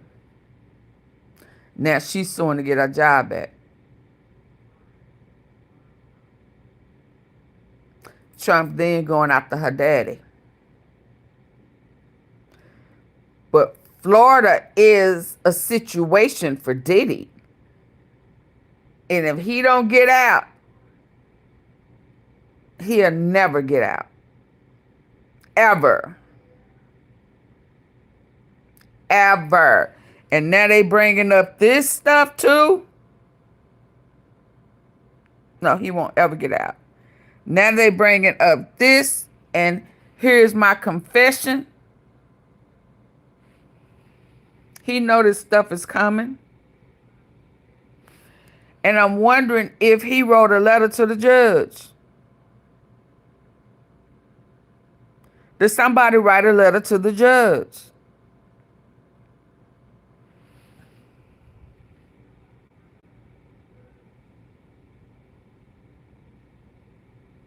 Did Suge Knight write a letter to the judge? Who? Yeah. Because the judge is stalling.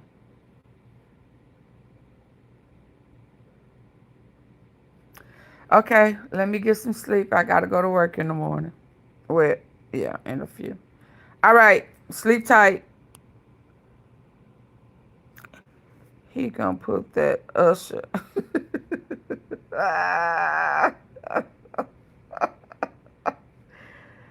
mean, all of that. That's Florida. That's Miami, ain't it? Yeah. Yeah. And now Jay-Z, don't nobody want to touch him. Won't give him a casino. He trying to get loans.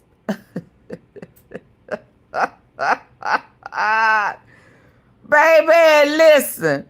They said somebody in the music industry, a rapper, hip hop or something, is on that list. I said, uh-oh. Oh, hold on. Before I go. Just sit up. Okay, before I go, I marked it.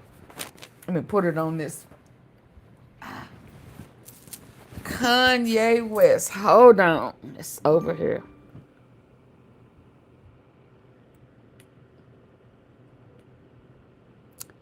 Let me find it. Kanye got a whole list. Now he was the only one that pulled up for Diddy. Right? And tried to come to court when he was on trial. It must be down here. Now he got a whole list. He got a whole list of people. Hold on, let me show y'all. I said, what done happened? Oh, what done happened? What happened? That was just a month ago, wasn't it?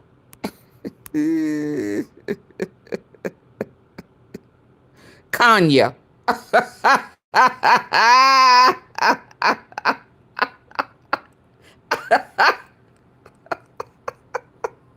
Yeah, you know I'm sleeping. Kanye.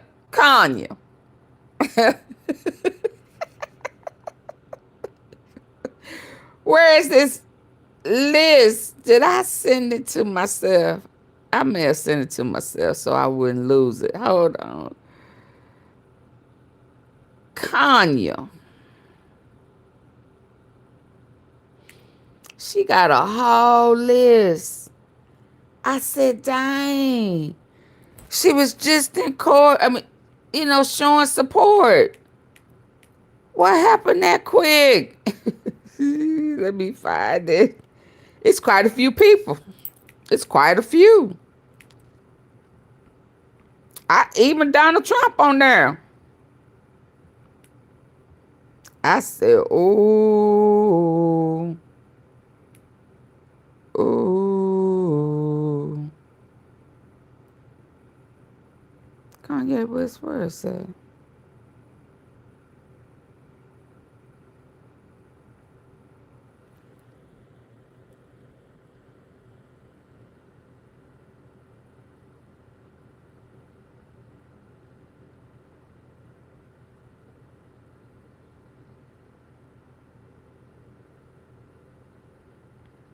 I know I sent this to myself.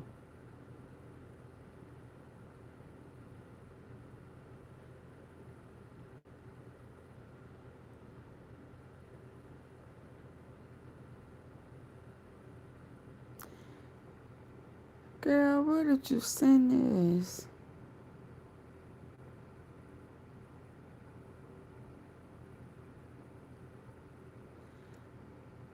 Oh, yeah. They said I need to send that to Max. Okay, hold on. It must... Kobe. Antifa.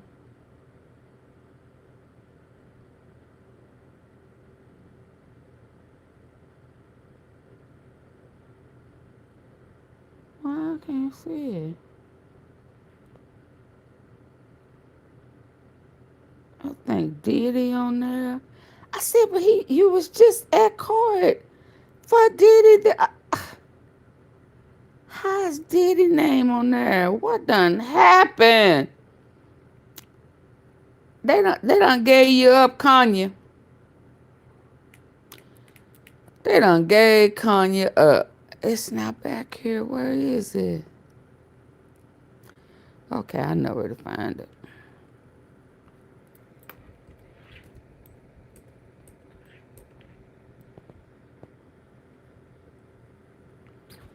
He got a whole list. They sure turning on each other, ain't they?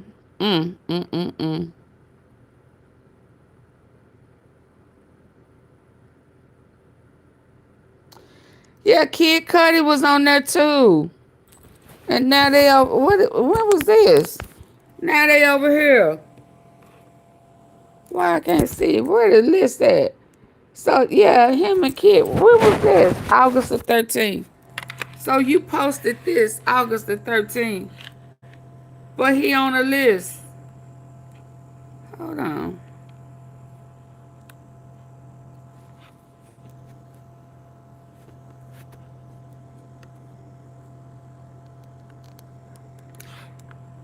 How y'all cool here, but he on a list? It's everything just shut down. You see how that just shut down? It just shut down in my face. Like it wasn't nothing. Oh, okay, that's what we're doing. Okay. Okay.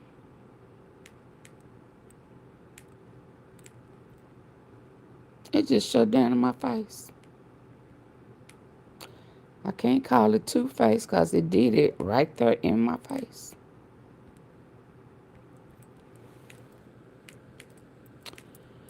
Okay, Kanye. I know. You reckon it didn't like me calling it Kanye? The industry into now. The end. Oh, you know it's too late for me to be trying to figure out what you're trying to say. Hold on, I know where I'm gonna go.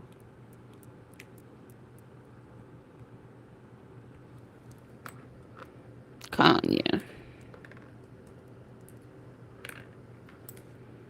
This clown got a whole list. There it go. Bam.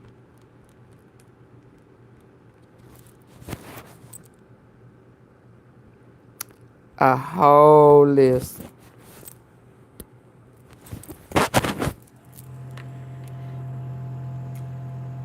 I'm in pain that no one can fix. The betrayal.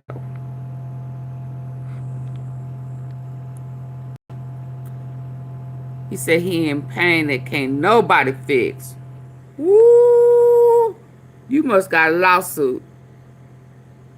Them people must have served you, and you feel like they the betrayal. He got Harriet Tubman.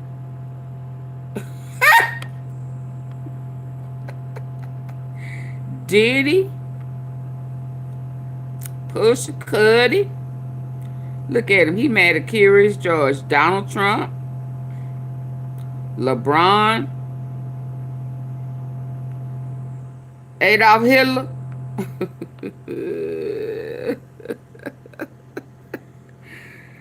Ye say, I got a pain that no one can fix. He said all these people done betrayed him. And Ray J ain't on there. King Von. What? Ain't he dead?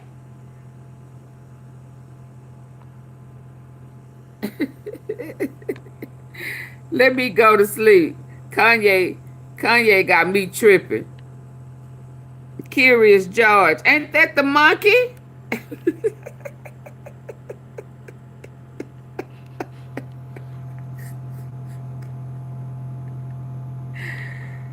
Woo! What did he do?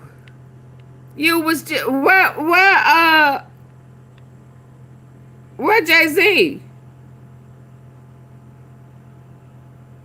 What's his name? Northwest. Your daughter betrayed you too?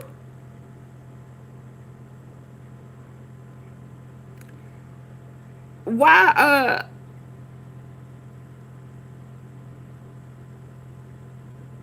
Playboy Quartet? Why Sean Carter not on here? Why Jay-Z and Beyonce and them not on here? Or they didn't betray you? Y'all were never really cool anyway? Okay, well there y'all have it. What's going on? I do not know. I guess it will come out. Whew, I hope I've caught us up. I hope we caught up. This fool got Harriet Tubman. But he said that he didn't believe in slavery or something. Didn't he say something about slavery? She should have let him stay, or that he don't believe in it, and he feel like it's an excuse. So I guess he mad that she was helping people be free. I guess he thought that because he was gay and he was rich, that he wasn't black. You know, he didn't understand slavery. Yeah, when his ass go to prison, he gonna understand that you are still,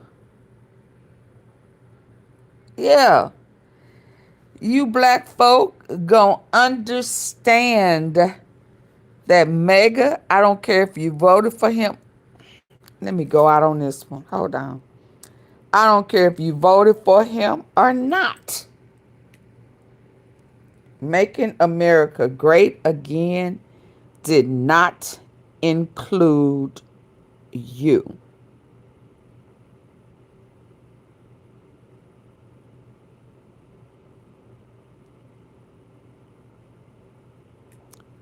I don't know if this is the one where it said whether you voted for him or not.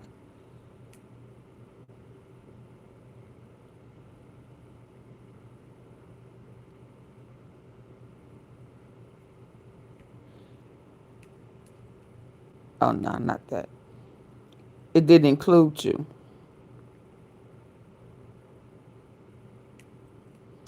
And some of you dark-skinned people need to understand that. We never intended them to be anything other than a slave. We never intended them to be anything other than a slave. But they began to grow in number and in power. Do I need to start that over again so y'all can hear it for the ones in the back? We never intended them to be anything other than a slave.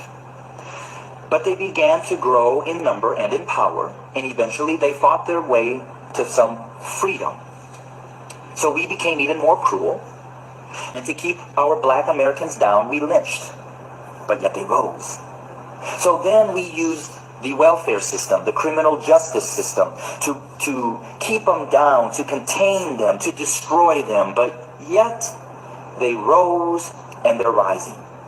Then we built prisons and jails to hold them. I ain't light skinned, I'm brown. Yet they rose. They rose. So now we are doing exactly what the Pharaoh did at the end, sending out a decree: kill them. Kill them. So until we admit that when we wrote this Constitution that all men are created equal, that we never intended to include our black brothers and sisters, our nation never may included end up facing exactly what the Egyptians faced when they refused to let God's people go. So I'm going to say this to my white fellow Americans. They never that the bloodshed that is on its way is not on the hands of our fellow black Americans, but it's on y'all. Our hands. We are the ones that are refusing to let God's people go. We are the ones that are refusing to acknowledge that we do not value our black brothers and sisters as equal individuals or equal Americans as us white men. And to my black brothers and sisters, the racial issues, as I've said, have been there from the very foundation. But why do we see it more? Because there's a shifting. See, us white men have been at the head since the foundation. But we've had a black president. And you know, we've done everything in our power to keep him from really changing things. Now we have another minority rising to the top, a white female. What does that say? Those of us who are white men who have been at the head are now starting to see and fear that we are going to become the tail. And we know what we've done to you. And so now we're fearful that you're going to do to us what we have done to you. Absolutely. But I will say this. I've lived in a black community for 23 years. I've never been treated the way that this country has treated my black Americans. So I call out my white Americans to say we better heed, repent, acknowledge, and change. Because if we don't, I just want to again say this. The bloodshed that we face, we never intended them to be anything other than a slave. There y'all go. But they began to grow in number